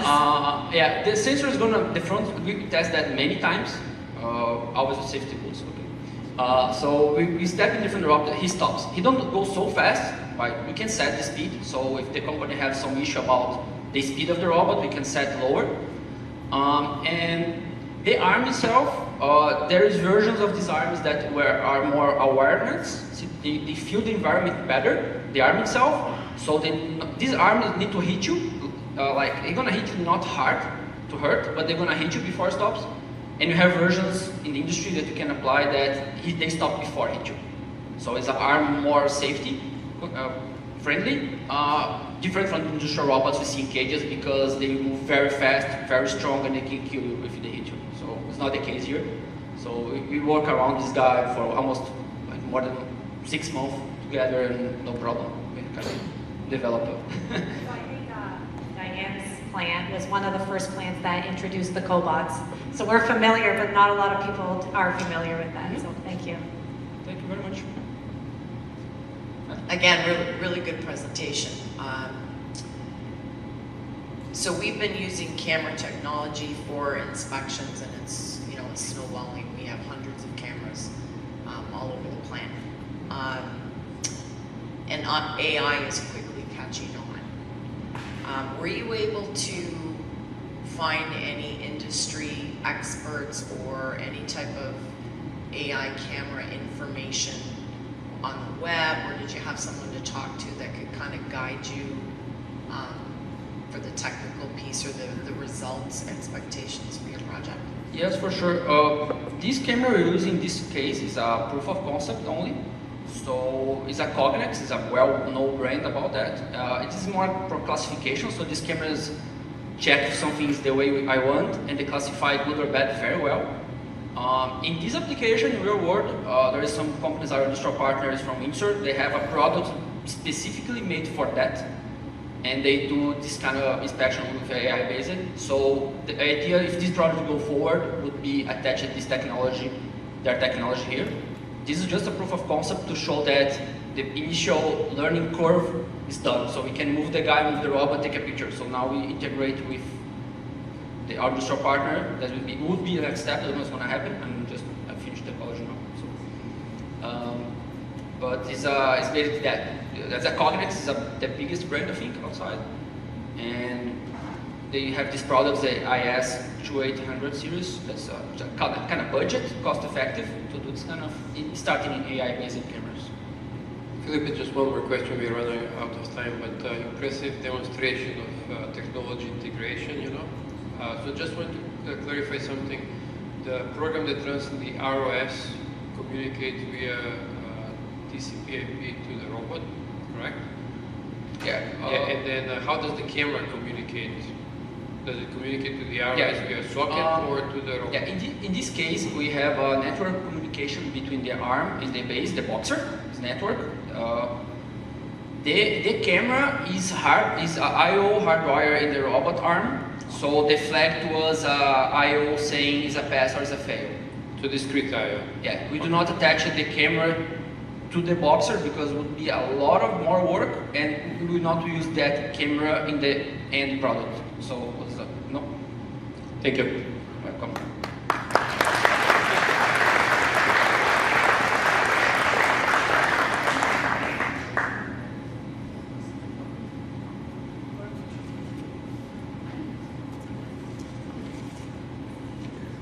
Today, I'm pleased to present a new level of interactions called a digital twin, in which I've been working with the help of the Research and Innovation Department. In this digital twin, we're intend to apply this project into a manufacturing assembly line. But before I begin, I would like to introduce myself. My name is Enrique Mendoza Bustos. I'm an international student of mechanical engineering, and I have a bachelor's degree in industrial design and a diploma in financial education. All this to be able to bring a solution for industrial challenges, one in which we can extract information from the real and the 3D environment, and at the same time we have the capability of reviewing this information with different technological tools. But before I begin, I would like to explain what is a digital twin.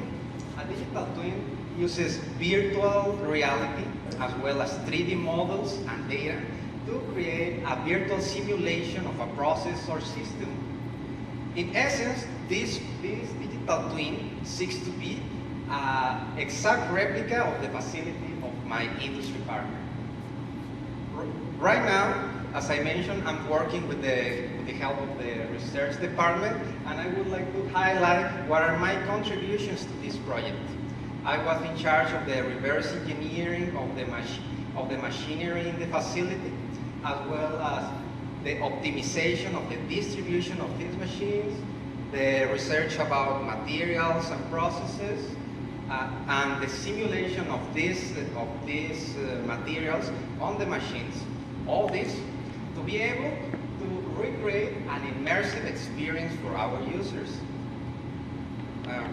One of the main challenges that I faced when I start applying this research, this reverse engineering method, was the thing that I applied this to 11 different machines from different companies. So I also include a small list with some of these machines and a brief description of my process, in which I spend approximately 20% of my time researching about materials and processes, 50% of this time dimensioning and calculating the proportions and the different components of these machines, and 30% of this time 3D modeling all these machines. I also include one of the machines on the top just to exemplify this. Also, I include this video in which we can walk inside of the virtual facility that we are developing and interact with some of the machines that we already have there, and even change some of the parameters that affect the process of the whole process. I also include a render of one of the machines and to exemplify how it looks on the real world.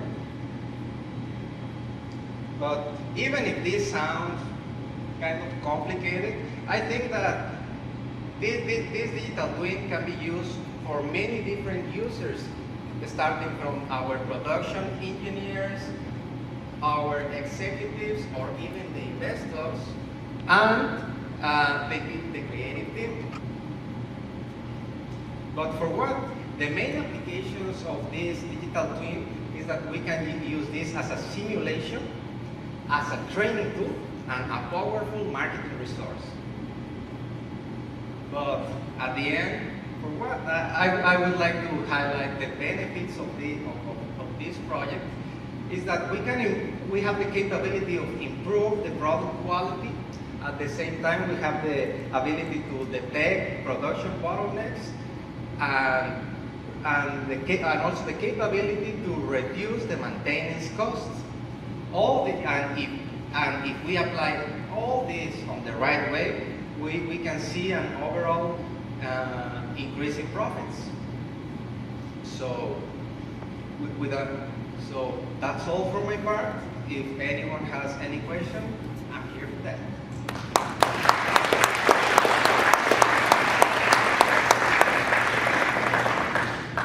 Thank you, that was a great presentation. My question would be, did you put together like a cost model for this at all, or like, I agree with the end users of the project, and I was wondering like, how would you go about selling that to them? And one of the questions would be is how much would that cost? Is that something that you looked into at all? Well, the initial investment for this project would be high, if you consider that it's a project that involves many different engineers and processes. But at the end, when we have the capability of predict different bottlenecks, I think that could be easily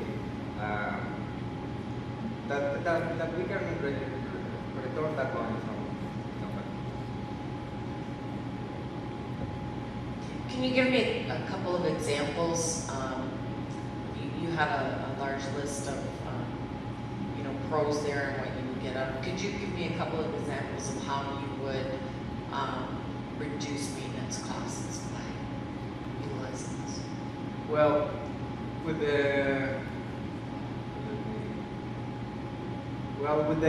application of this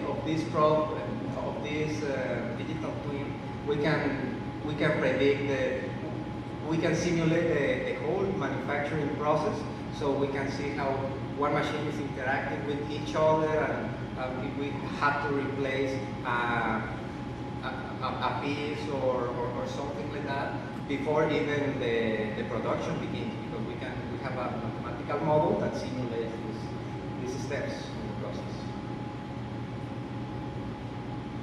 So relating to my job, if we were at Flat Rock to purchase this and get a digital twin of our assembly process, and just as we are today going through a model change and significant changes to the line, what would it look like for me? How would we go about updating that model? Is it something that we ourselves could handle in plant? What type of experience, or is it something we would have to outsource to an engineering company?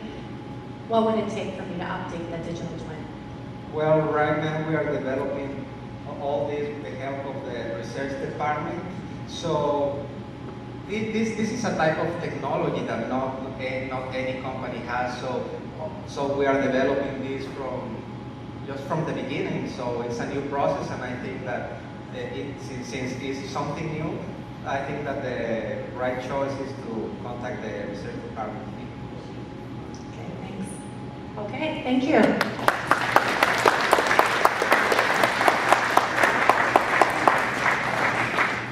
So our next group is going to be Universal Playground Design. Come on up. All right. Good afternoon. Thank you so much for having us. My name is Caroline Conlon. I'm Anna Vandenhoven. and today we'll be presenting Daydream Playground, a conceptual playground design.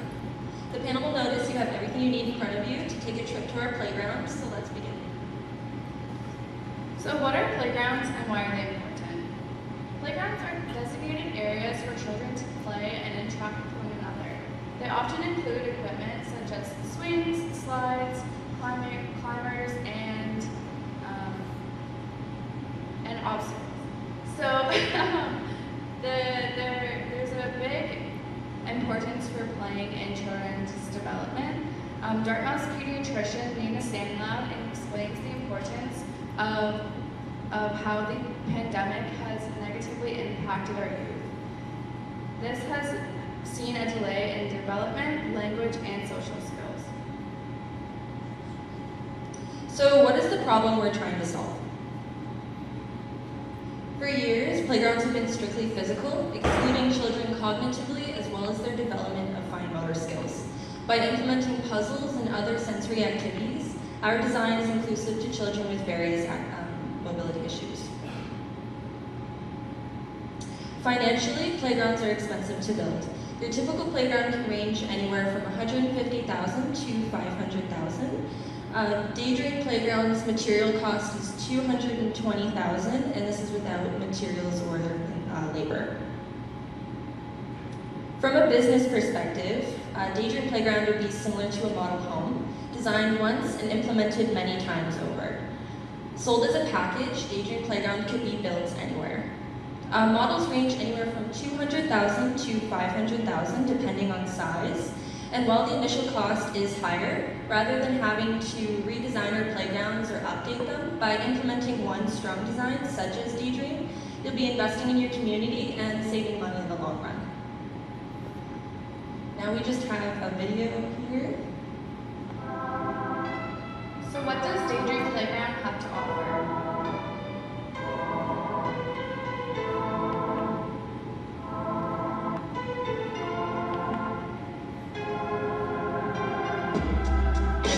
Chosen was to daydream. This is allowing children to have fun and detach from the day-to-day. This playground is a safe space for children to develop critical thinking, coordination, and social skills, all vital for your development. Spending time at the playground will help children to perform better academically and by improving focus and be more productive. Kit Kat says it best, take a break.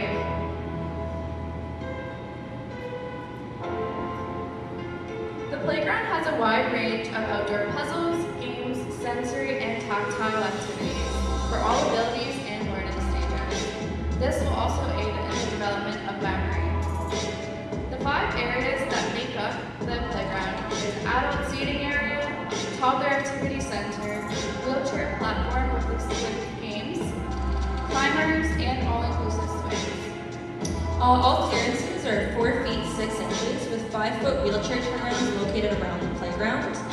Flooring is made from recycled rubber to really support all mobility limitations and allow children to roam safely.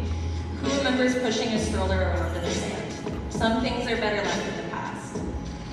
So through our research, we were able to visit playgrounds in the city and really see what worked and what can be improved. And while the newer playgrounds, some of them are accessible, we noticed a lot of them didn't offer a lot of activities. You'll also notice a rock wall mural is located towards the back of the playground, and this is really to enhance that concept to Daydream and really encourage children's play. Overall, we believe that Daydream Playground is really taking the next step in universal design, and at the end of the day, universal design is all about enhancing our quality of life. An investment in our youth is an investment in our future, so we'd like to thank you for stepping into this Daydream with us today, and we hope you have a great day. Thank you.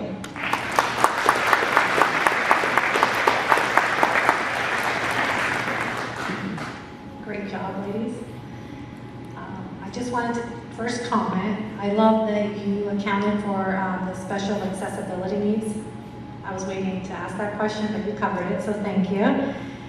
What type of maintenance is required for the upkeep of the space?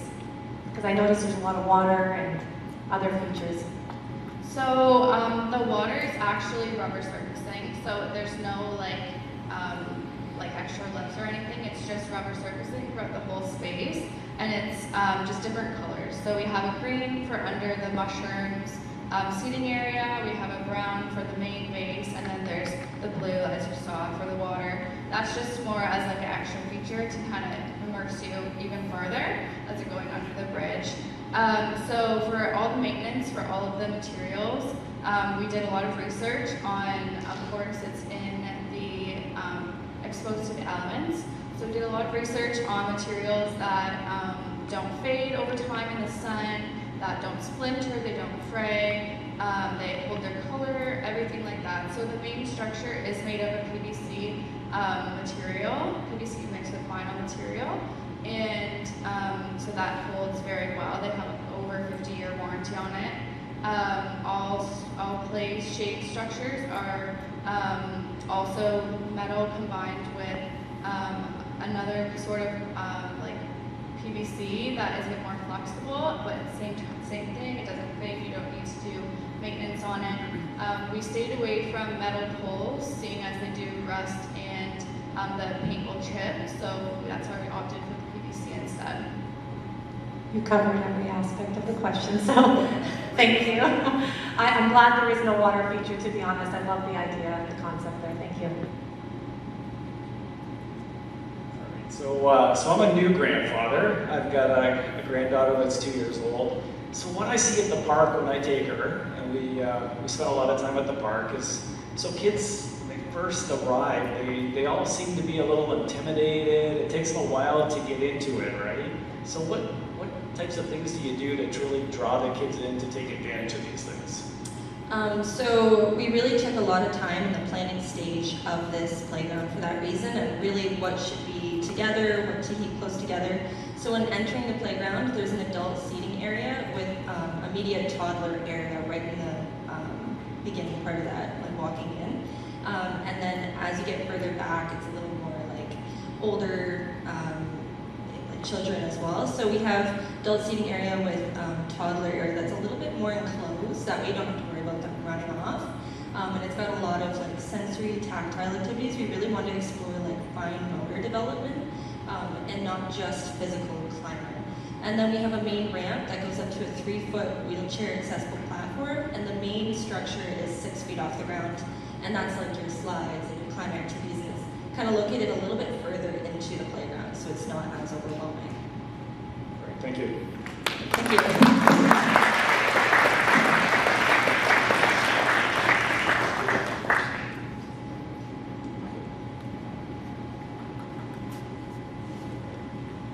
Okay. Our next presentation is Patient Buddy.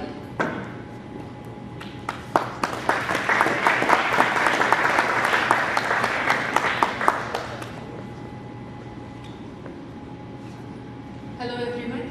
My name is Archana Mukherkar, and today we are here to present Patient Buddy in front of all of you. Firstly, I would like to thank you all for giving us this opportunity. Hi, I'm Kailash Bhaskar. So let's begin. So before we begin, I would like to start our idea, the story, which was the motivation behind this idea. So it was a nice Saturday evening. We had a nice dinner party at a friend's place, and the food was amazing, and everyone very happy. So I went back home that night. It was around midnight. And something is not quite right. So I felt something strange. I got rashes. I got a little bit feverish. I don't know what to do at that time. So what I decided to do is just go to bed. Let's see what happens tomorrow. So it's Sunday noon. I'm not sure what to do. I'm still having the same symptoms. So what I did is I tried to reach out to clinics over call. So I tried dialing them. I was not able to find any proper response, as it was Sunday noon. And Sunday noon you have limited availability, right? So there was no one to answer my calls and address my queries. So that was a serious problem. So I thought, okay, let's drive to the clinic. Let's see who is there. Let's see if someone is able to address my problem. So then I took my car.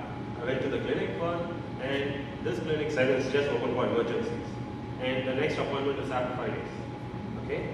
So I went to the second one. They said they just accept by appointments, and the next appointments are after the 3 days.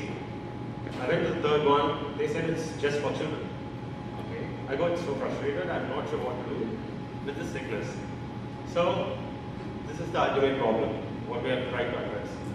The solution is Patient Buddy. So Patient Buddy tries to solve all these problems. So first thing, we don't have a centralized system to get to know the information about all the clinics, the availability, the booking stats in one place.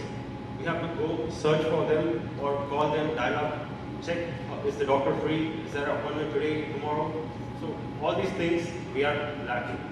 And main thing, we are not able to book an appointment at any time. Okay, if it is a Sunday noon or Sunday evening or any weekday evening, I can't make an appointment right away. So I have to wait till the next morning to make an appointment. So all these eventually adds up to longer wait time, hospital wait time. So that's one of the serious issues in almost all the Western countries. So we are proposing a solution to address this. So before we see how Patient Buddy works, we would like to introduce ourselves a little more. So my name is Archana Pokarkar, as I previously said. I am working as a business analyst with banking domain with many companies. I have 7 years of experience. Currently, I completed my data analytics course from St. Clair. My interest is finance, programming and software development. Yeah, I'm Kailash Bhaskar. I have close to 7 years of experience in firmware development, dealing with lots of TCP IPs, UDPs, and I am also graduating from St. Clair with data analytics certification. And my main interests are finance, cars, and so on. So let's go to the Patient Buddy, how it works and what it solves. So Patient Buddy has two parts. One is a dashboard and one is a chatbot. So let's go to the dashboard. So dashboard here.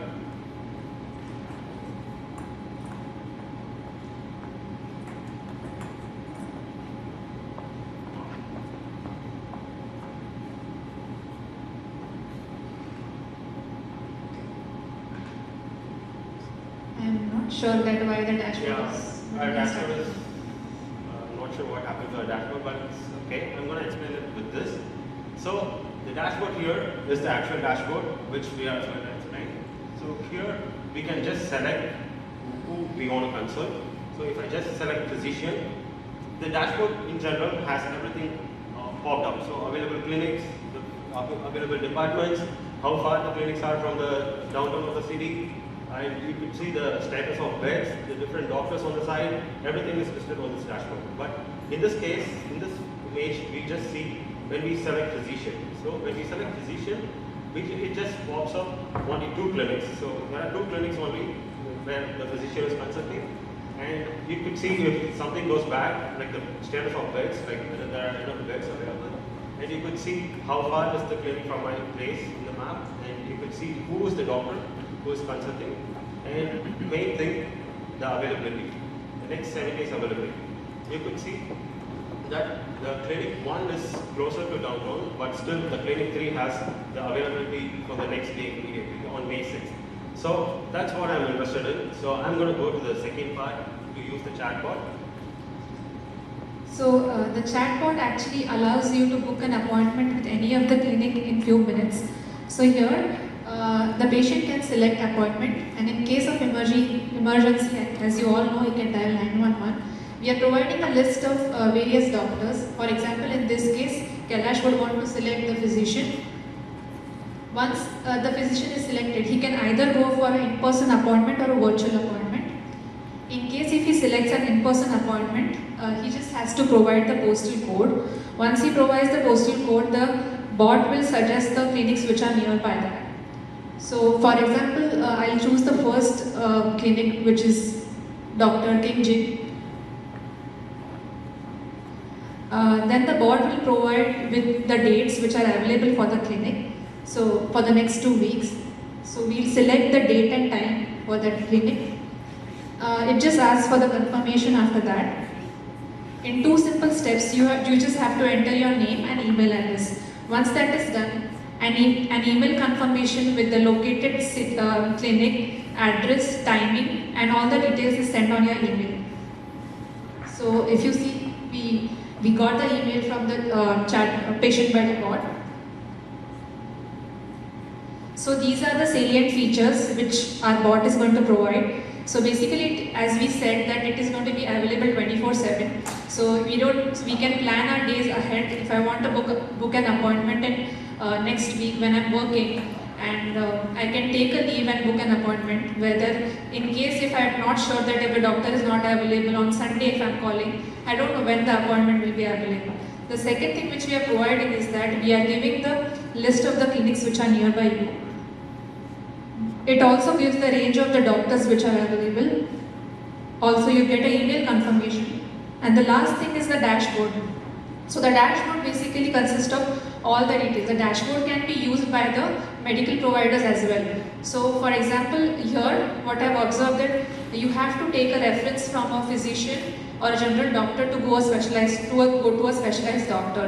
So for getting that, even the medical provider, in case if he sees the dashboard, he knows that okay, this specialized doctor is only available for the next 1 month and the other is not. So maybe I can give the referral for that doctor. So this dashboard is useful for both patients as well as the physicians. So this is our future enhancements. So currently what we showed you is using a mock data. Going ahead, we will have to integrate the real-time data by using the API of the hospitals or the clinics. The second thing is that we can also support more departments in the bot. So currently, as I showed, we just have physician and the dentist. The third thing is that the bot will be very useful in pandemic cases. So when you go to, when there is any pandemic situation, you don't want to visit the clinic and book an appointment. You can simply book in 5 minutes using this bot. The third thing is that the dashboard can be provided to, can be modified to have medical service for a provider. So it does not need only for the patient. The medical provider also can view the dashboard and give suggestions to the patient to direct him to the specialist doctor. So this is the testimonials which we received from the director, who is Nicole. She's a director in Windsor Regional Hospital, and she's also director in the Airy St. Clair Cancer Program.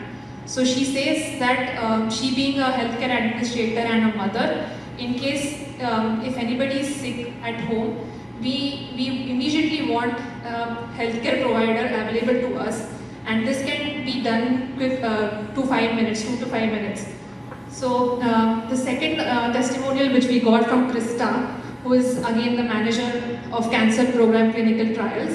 She says that the project has so much promise to help the patient navigate our public healthcare system. This can reduce the anxiety and the wait time optimization selection for the patients. So this is our presentation. So our bot is the ultimate guide to seamless healthcare access. And thank you for your opportunity. Thank you.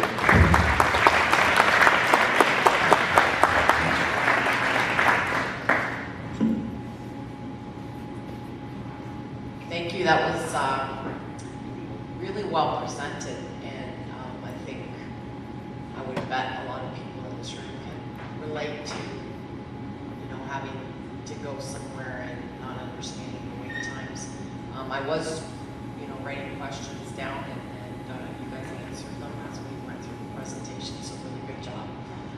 One question for me left is the cybersecurity considerations for having this kind of data link to the medical services. So what kind of conversations or things have you identified that maybe would be some roadblocks that you would have to work through? So I think mainly on the cybersecurity side, maybe we'll be using some cloud services for it to get all the data from the clinics encrypted with encrypted storage in the cloud database, and retrieve it from that particular cloud storage and implement it in the dashboards. All open source tools which are highly used in the industry. So I don't think we have any big cybersecurity threat, because these tools, the Tableau, which we use for the dashboard, it's used all over the industry for showing the visualization. So we can just integrate it with the AWS Cloud or Azure to get all the data from there. And similarly, we can just use the same for chatbot as well. The chatbot is built on Google, so we can just use the chatbot to access the data from Google as well. And to add on to that, I think is that we are not saving any of the data which the patient enters. We are just going to pass that data to the clinic, and we are going to pull the appointment details from the clinic. We are not going to save any of the patient's data. So I don't think so that there is a, except for the email address and the name, we are not saving any of the data from the user. Great job. Just a question. What about the clinics that are more of a manual process? Is there a software? Is there something that they would have to implement in order to be applicable to use this app with? Yeah. To address this question, I think most of the clinics, I think 60% of the clinics have their own softwares where they book the appointments for the users. But yeah, I agree that 40% of the clinics don't have that systems as of now. They do the manual booking. For them, I think we can start with a basic software which allows you to do appointment booking on their sites as well. And that information can be published to the bot and vice versa. To add to that, like a little more, the hospitals or clinics doesn't have to do anything extra. Maybe they can just export an Excel sheet or a form which they can fill, which can be exposed publicly. So we can just fetch the bookings or the availability from that particular thing directly. So that can also be done.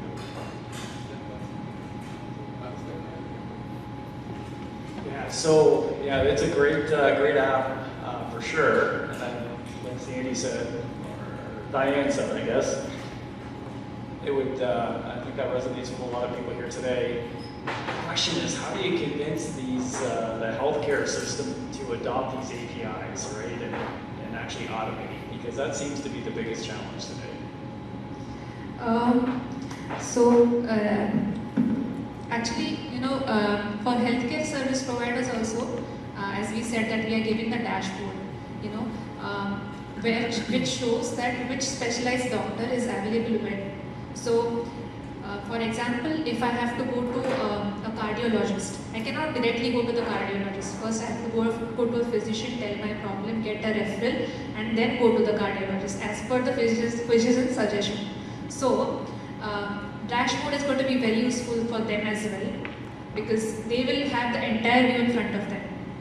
So one thing is that, and the second thing is that it can actually reduce the cost on human resources. So in the clinics as well, right? Every time we are saying that we need the receptionist to be available to book appointment. So if I'm saying that the bot is going to do that for me, I don't need human resources in the clinic as well. It is done automatically. So for them as well, it is a very good point. And obviously, as a society and a community, if we think in that way, we all know that healthcare system is facing a massive hit in Canada or any of the Western countries. And there is a very deep need to automate that or have something which makes it easy for accessing. So I think, yeah. Very good, thank you.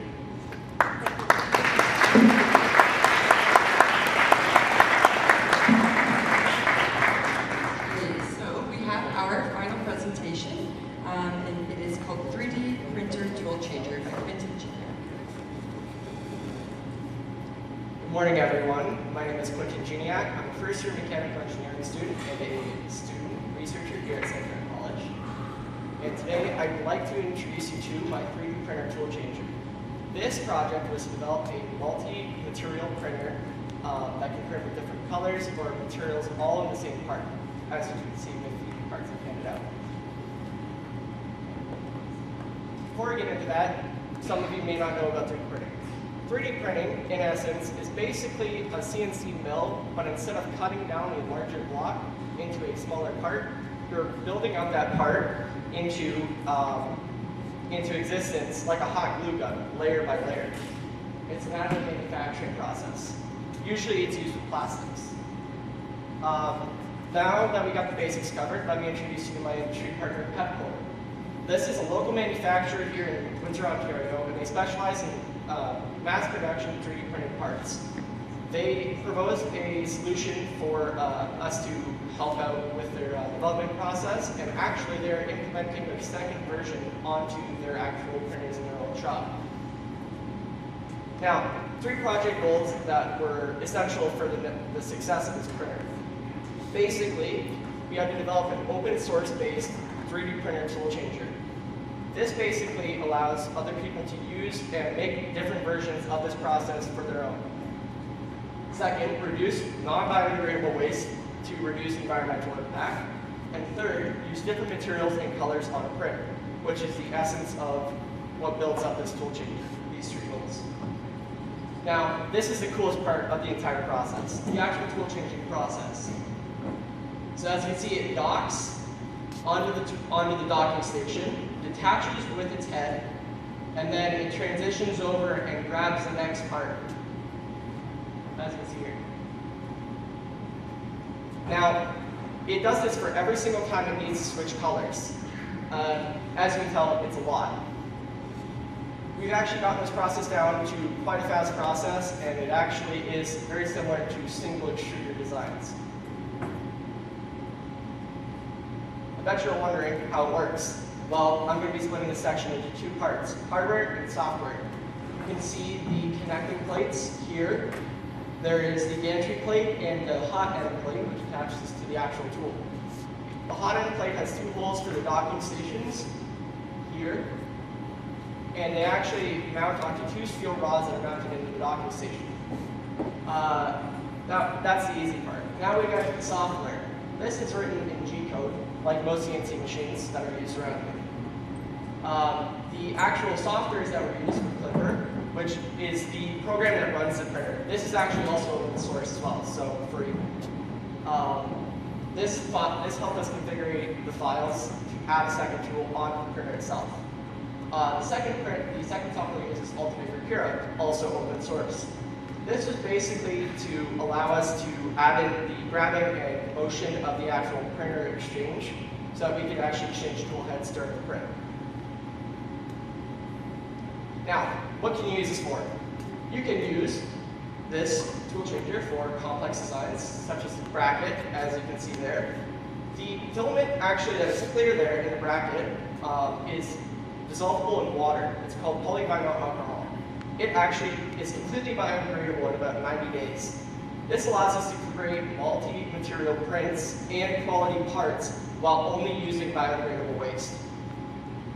Also, you can print multi-material or colored parts. So if you have a design that needs flexibility in areas while rigidity in other areas, you can do that. You can also use different sized nozzles. So you can use larger nozzles for strength in parts, and you can also use smaller nozzles for finer details.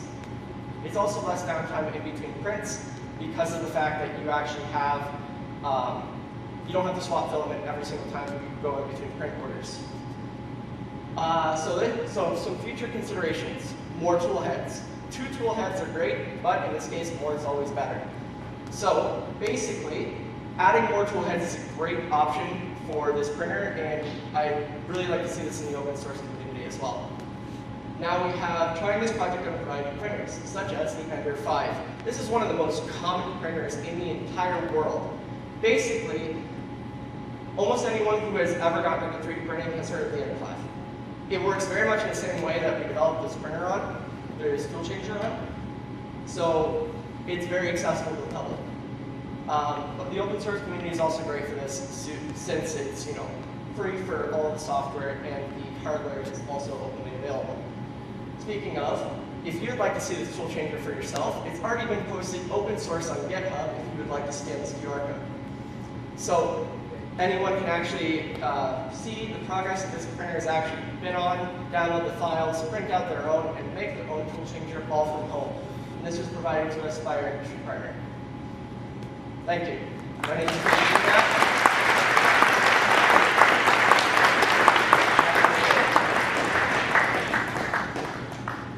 Great job. I do know a little bit about 3D printing. We do have one in the plant, but I'm not very educated on this subject.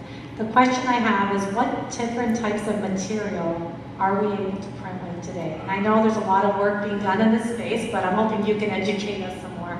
So for this printer in particular, the main product that we were using was PLA plastic. So you can see with the blue and red over there. Actually, let me go back a bit so we can see parts as well. Actually, benefit of this as well, most of it 3D printed.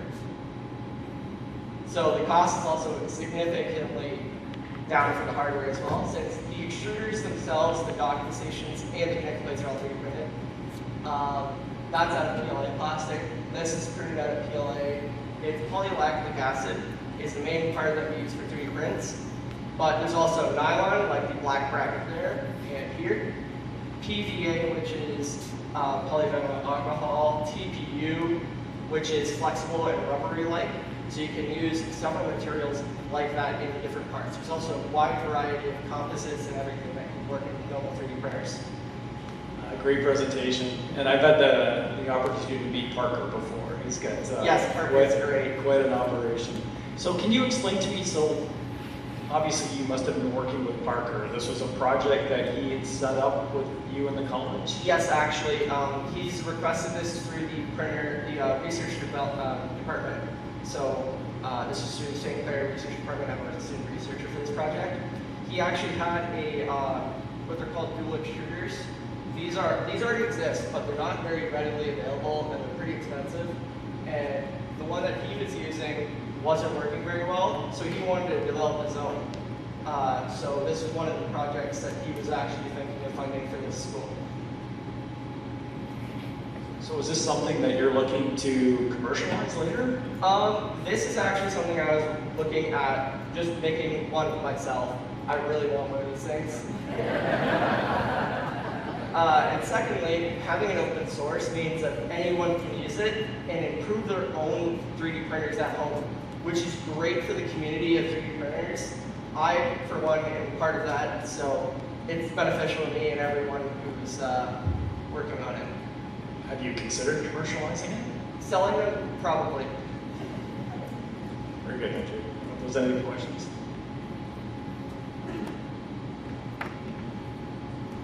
This is not a question, it's more like an observation. Just having an open source like Wikipedia, just how we grow the community, and I'm saying technologically. Really innovative approach, for tool changing. Like to what Brent said, if you want to commercialize something, build a company, just to be careful about your intellectual property and advantages that you have created. So, yeah, the person who actually put this up as well is our industry partner on GitHub. That is completely open source on their part. So, what I'm recommending that the guts of your IP should still be protected for the future. Thanks.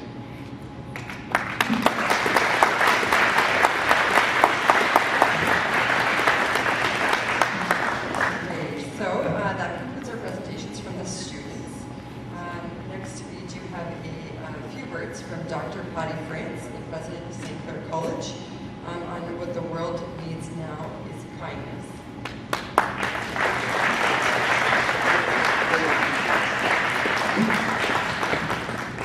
Good afternoon, everyone.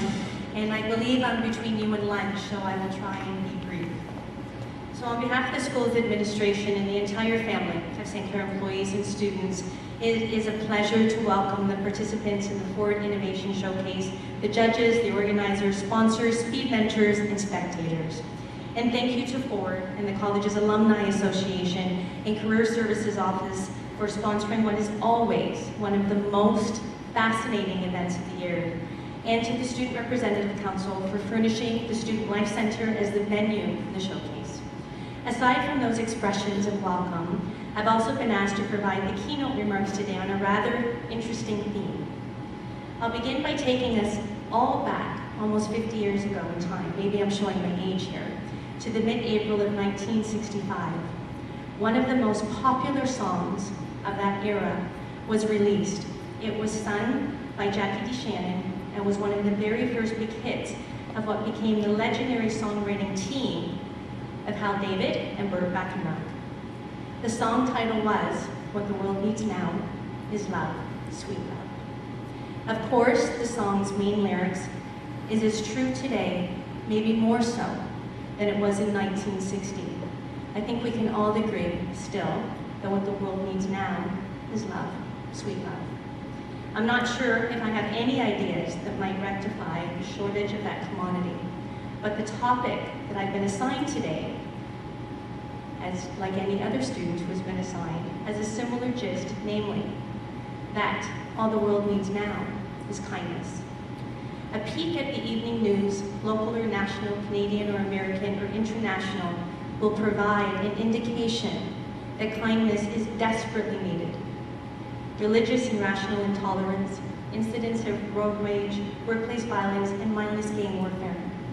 Even the simple courtesies in life, something that our parents and our grandparents quaintly but accurately refer to as social graces, are rarely practiced today.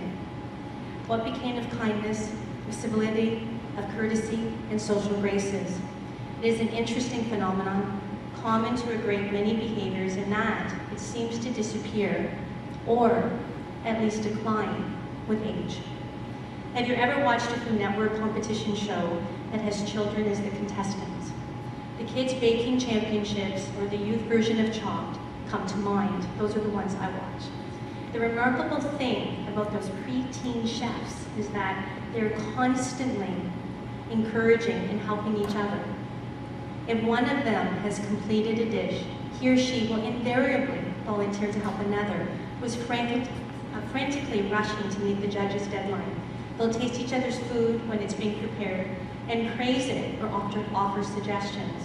And they'll share tips and techniques, ingredients, and how to use equipment. In short, they are always helping each other and being kind to each other. The cynical, pragmatic mindset seems to evolve and become entrenched over time. Perhaps because many individuals, as they age, eventually begin to view all aspects of the world and their own existences as being of a competitive nature. Being a case of survival of the fittest. Kindness does not necessarily fit into that worldview or the personal mindset. Indeed, it might even be viewed as a weakness by some truly jaded success seekers. The legendary baseball manager Leo Durocher may have expressed the sentiment most distinctly and most darkly. In an interview with a newspaper reporter, he was asked to compare his 1946 Brooklyn Dodgers, a team of feisty players who would use every trick in the book to win a game, to the widely admired epitomes of sportsmanship, who made up the roster of the last place New York Giants. Yeah, the Giants were all fine athletes and pleasant, upstanding fellows, Durocher admitted, but he famously concluded that nice guys finish last. I hope you'll all agree with me when I say that I wouldn't mind having a few more nice guy non-winners in the world, if it means that we might enjoy more kindness in our lives.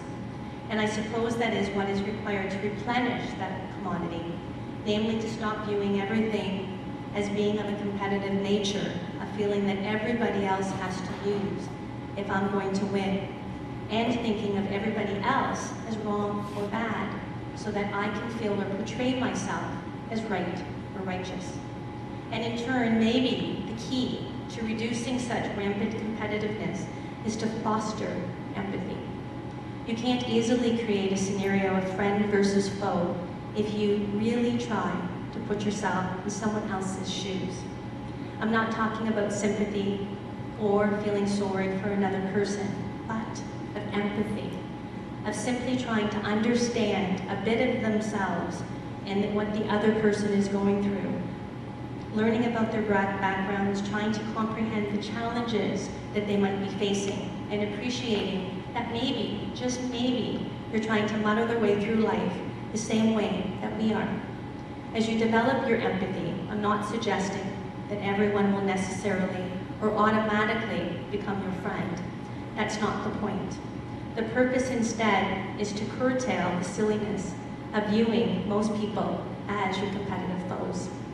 And yes, I said that this is a process of developing your empathy.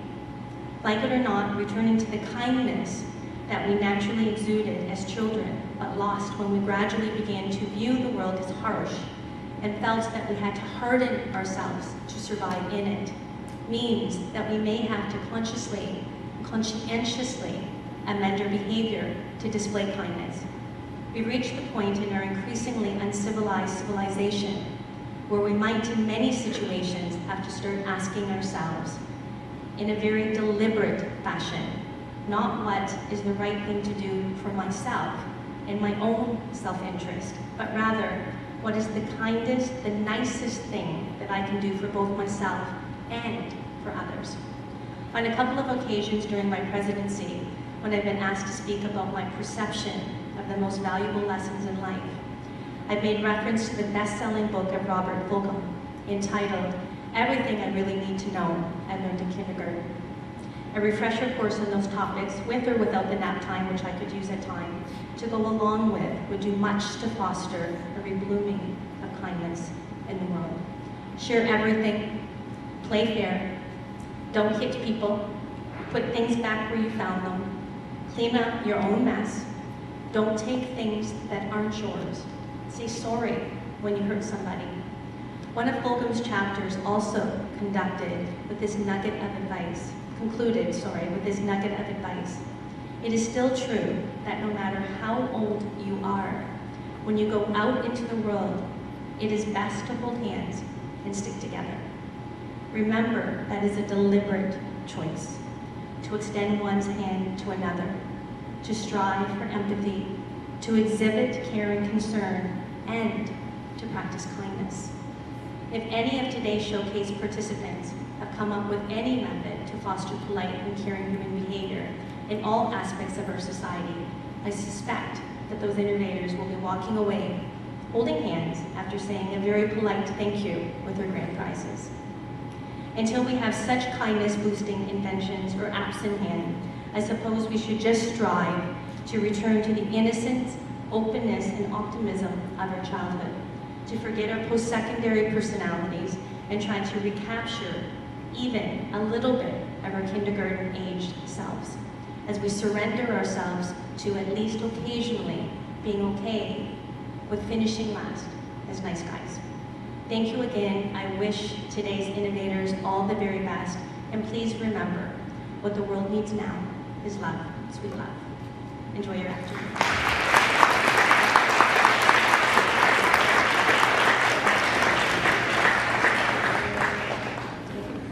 Okay, so we hope that you all enjoyed the speed mentoring, and thank you for the mentors that did come.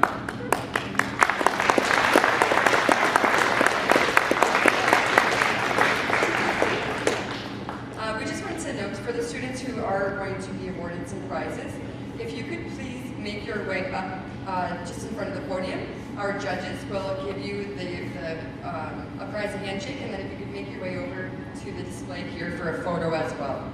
Did I say all of that right? Okay, perfect. Okay, so I believe we are going to start with our honorable mention, which is our $2,500 prize. And I'm going to give this microphone to Brad Derricks.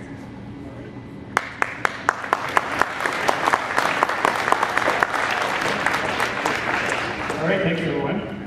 So, it is my pleasure to announce the honorable mention. So that goes to Universal Playground Design.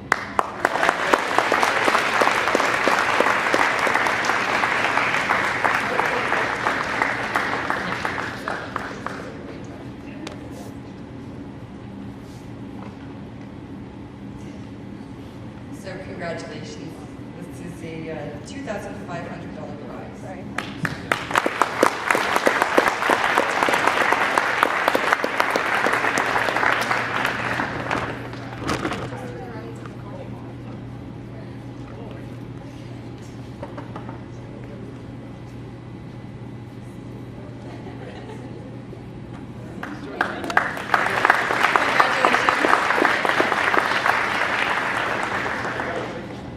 Okay, so we are going to be moving on to our third place winners. This is going to be presented by Ed Dawson.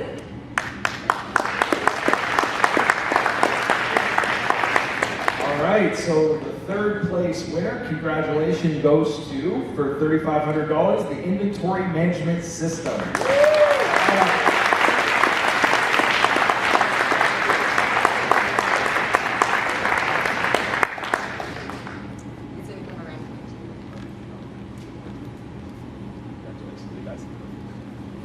Congrats. You're welcome. Come on up.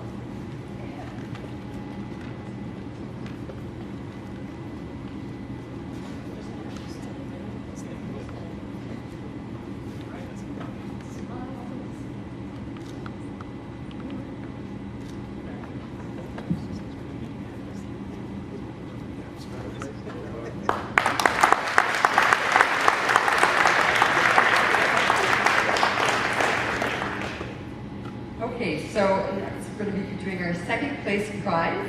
The total prize amount is $4,000, and that's going to be presented by John Belton.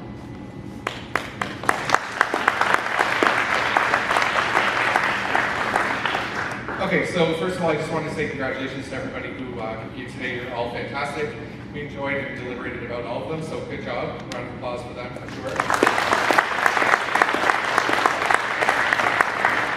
And our second place winner, as I said, for $4,000 is the Autonomous Robotic Large Parts Inspection.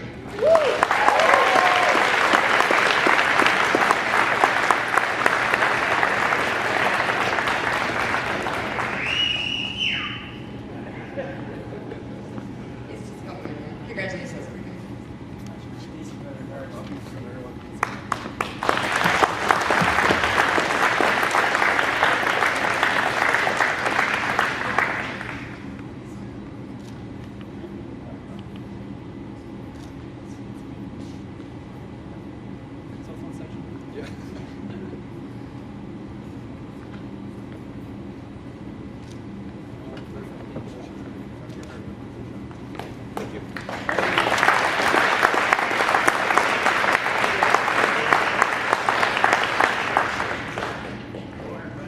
Okay, and for first place, we have a total prize amount of $5,000. And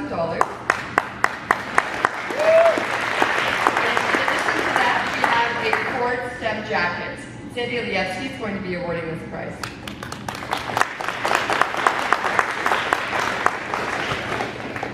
First place winner, $5,000 Ford jacket goes to 3D printer tool changer.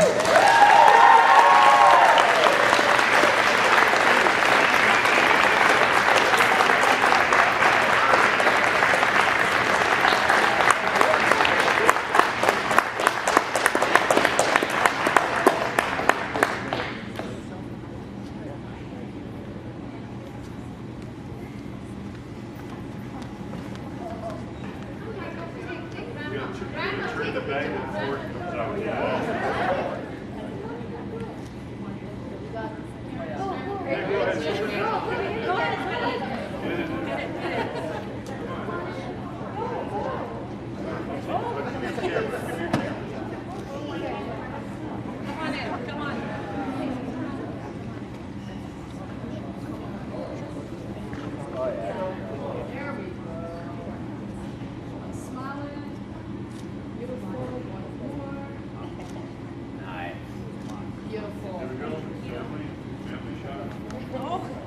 Social media.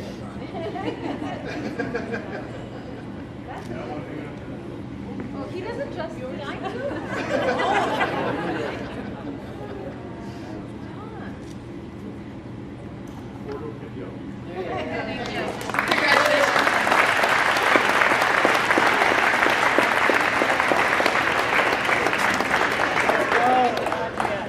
Okay, so congratulations to our winners. Next, we're going to have Ralph Nicoletti come up and say a few words.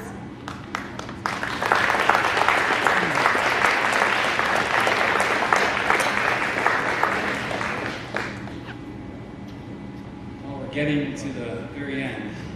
And this has been a fabulous day. The students, thank you so very much for the job you have done, for the way you have represented St. Clair College. Today, you truly show that you rise above the ordinary, and we're very proud of you today. But you know, as it is with life, there's always somebody to help you along the way. This afternoon, we want to recognize all the staff that have helped you to achieve the achievements that you've been able to do so far in your life. I'm sure your time has been filled with a lot of effort, a lot of time investment. I'm sure there were moments of encouragement, there were moments of frustration, and there were moments of joy. We know that our staff were right there to help you along your way. Our committee just wants to recognize these efforts. We want to say thank you to you, faculty and staff at St. Clair College, for going above and beyond. Before I go any further, if you are a staff member at St. Clair College, please stand, and if you're standing, please wave.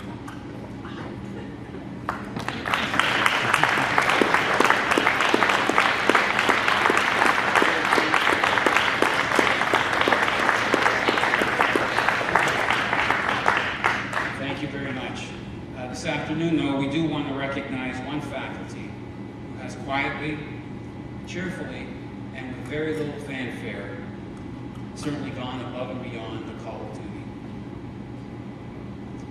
I want to take us back a little bit to someone whose name is Mustafa Ataturk. He was a Turkish field marshal. He was a revolutionary statesman. He was an author, and he was the founding father of the Republic of Turkey. He served as the first president from 1923 until his death in 1938.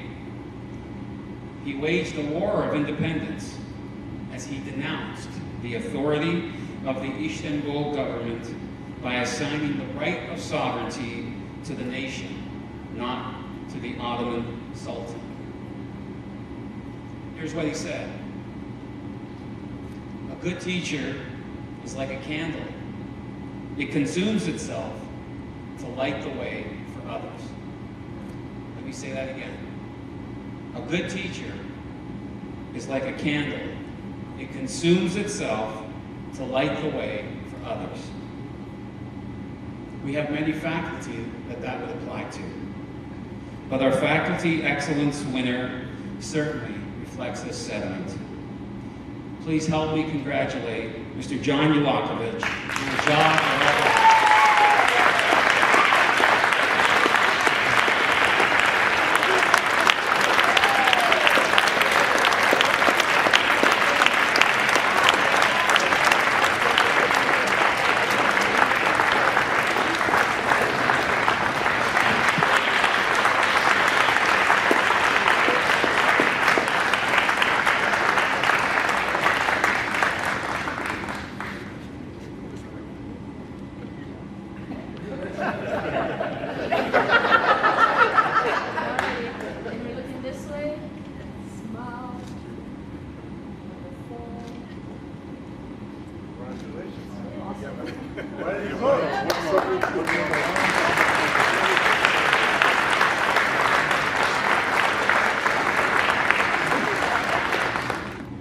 And just like John Wood, he kept pointing to himself like, really, it's me? There's so many others. He just said something. So, John, well done, well deserved.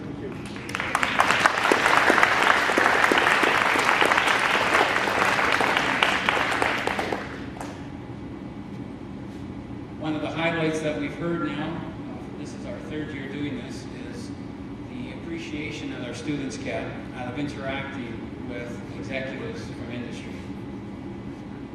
We just can't say enough how much we appreciate all of you taking time to do this for us. If you were a mentor today, can you please stand? If you were a mentor, can you please stand? Remain standing.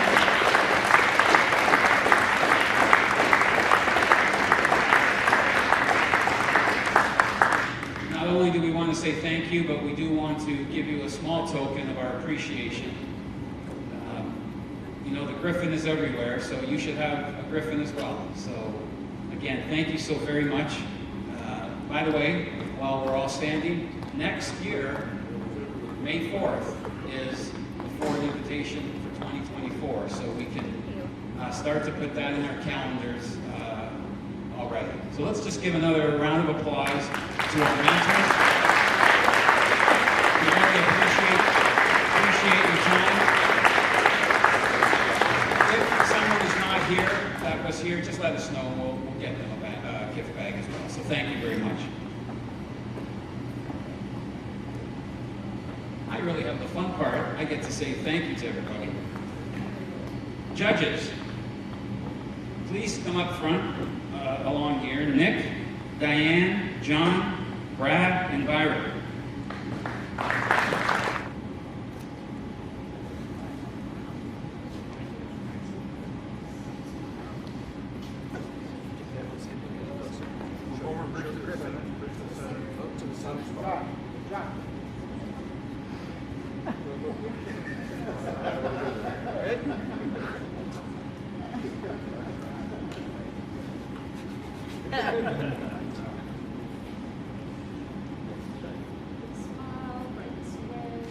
Wonderful. Perfect. Thank you so much.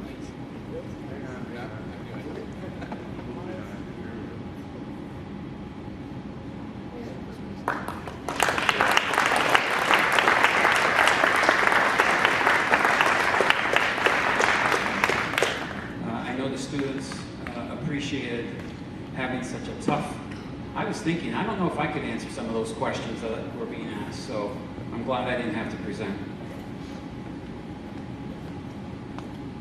Well, I have a couple of friends here, and my colleagues from Ford Motor Company. I don't know what to say today. St. Clair's very privileged to have you two, Sandy and Beth, and all of your team here as such a supportive industry partner.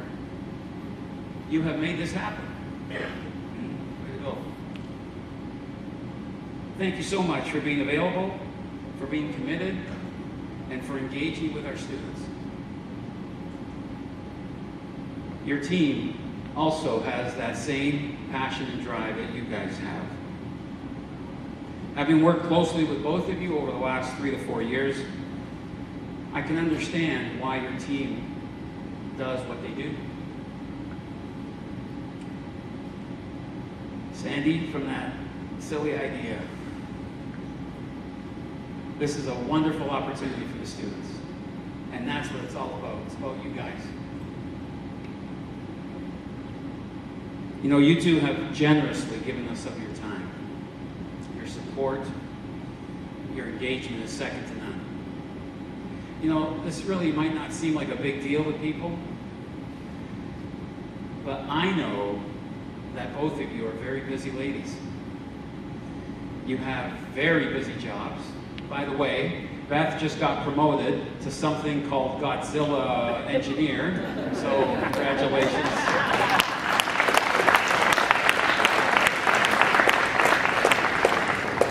The only Godzilla I knew was in the movies, but that's not what this is about.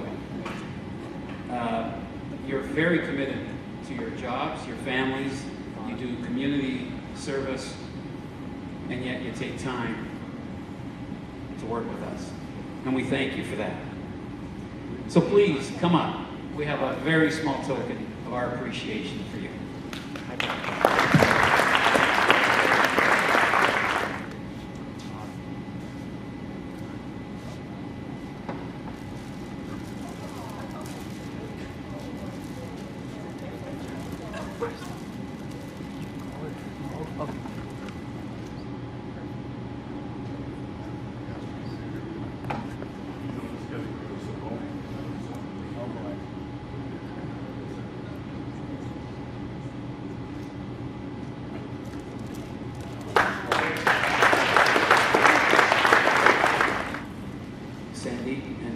I do have a little something for Sasha.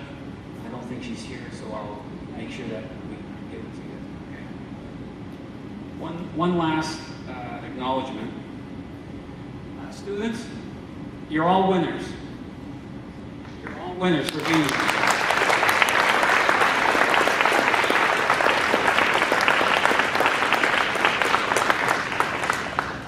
We just once again want to thank you for participating in the 2023 Ford Innovation Showcase.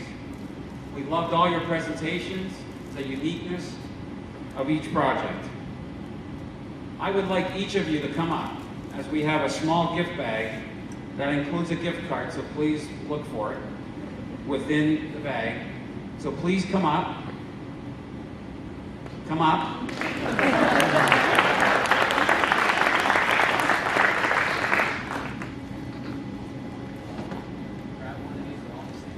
Just stay up here and grab a picture.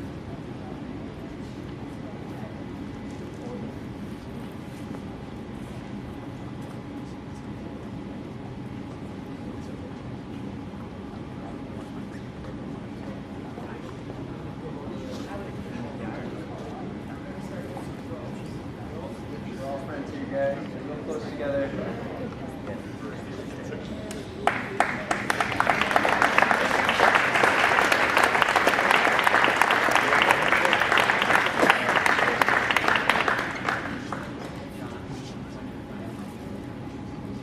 Alright, and we're smiling.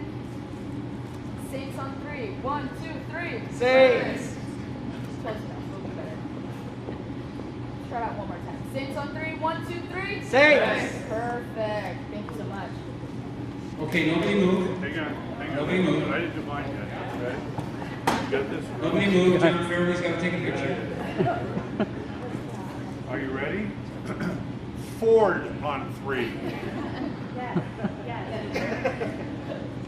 1, 2, 3. Forward. Okay, students, just stay where you're at. You don't have to be that close to each other. We have one more giveaway, and this is on behalf of Wave Direct, one of our industry partners here. And we are going to raffle it off, and it will be one of these students that wins because you're the only one whose name's right here. So here we go.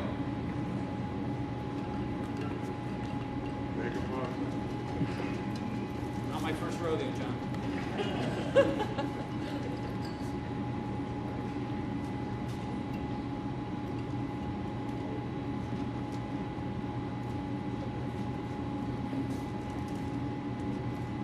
Ralph McElwebby. Wow. Quentin Geniac.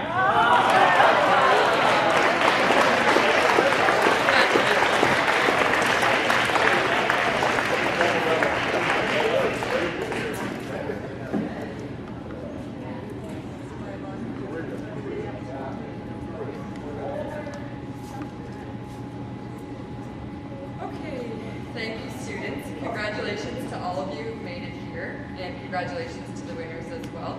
We hope you enjoyed that. So you're welcome to take your seats if you'd like. We do have some closing remarks. I'd like to invite up Wasim, who's our Senior VP of College Operations, for a few words. Good afternoon, everyone. First of all, I want to thank the judges for being here today. I know how busy folks must be every day to take time to spend the whole day here with our students. Thank you. Mentors, again, same thing. You've been here all day. Thank you so much for spending time with our students.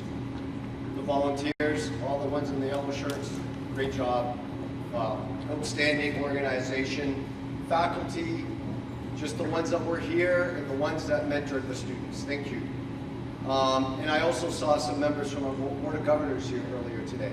And I think they're all gone, but they spent half a day here because this is important to St. Clair College. It's important to our Board of Governors as well. Last but not least, Ralph, and I know Sandy, you two worked together. Great job today. Thank you for putting this together. It's outstanding. It's all about the students. And last but not least, our students. I thought you were amazing. I would have hated to be a judge today to make a selection. I think you're all deserving winners. I'm going to tell you a little story. About 5 years ago, where's Felipe? Is he here? Is he still here, Felipe? Oh, put your hand up. 4 years ago, Peter Waro, who's the Director of Research and Development, came to me with this great idea. He wanted to buy an autonomous mobile unit. I said, wow, I love it. What are we going to do with it? He goes, well, we're hoping to learn so our students can utilize it for the future, for research. So we put it in the capital budget. It was about $100,000. and we bought it. And I said, I want to see the first project that comes out of this, right? And then COVID hit us.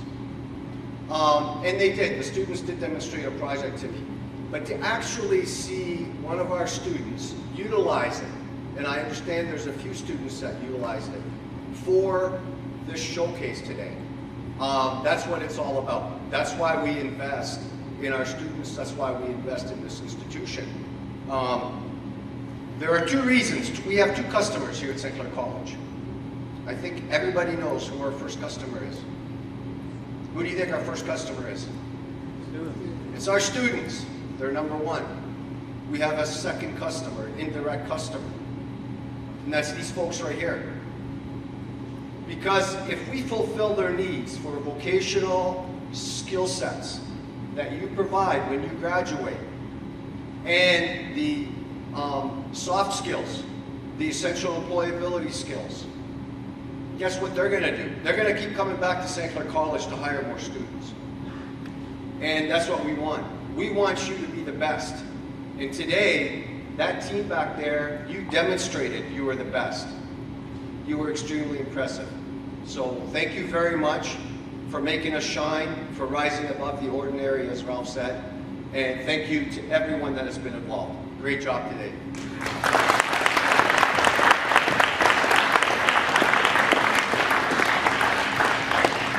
Okay, so what a successful day. Thank you to everyone who contributed.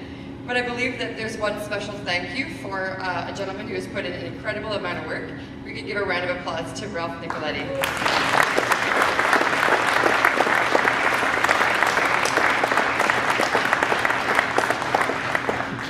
Quite literally, week after week, text after text, email after email, there has been an incredible amount of work put in by this gentleman, but also the compassion and the excitement for the students and the desire to make sure that you students had the best day. All of those efforts were very evident, so good job. Excellent day.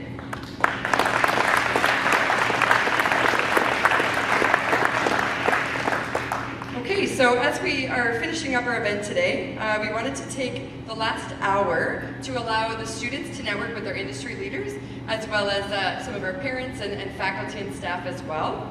So we do encourage you, please make your way to the vendor hall, talk to the industry partners, feel free to help yourself to some of the swag and the pamphlets, and enjoy yourself, and yeah, practice your networking, and congratulations again. Thanks very much.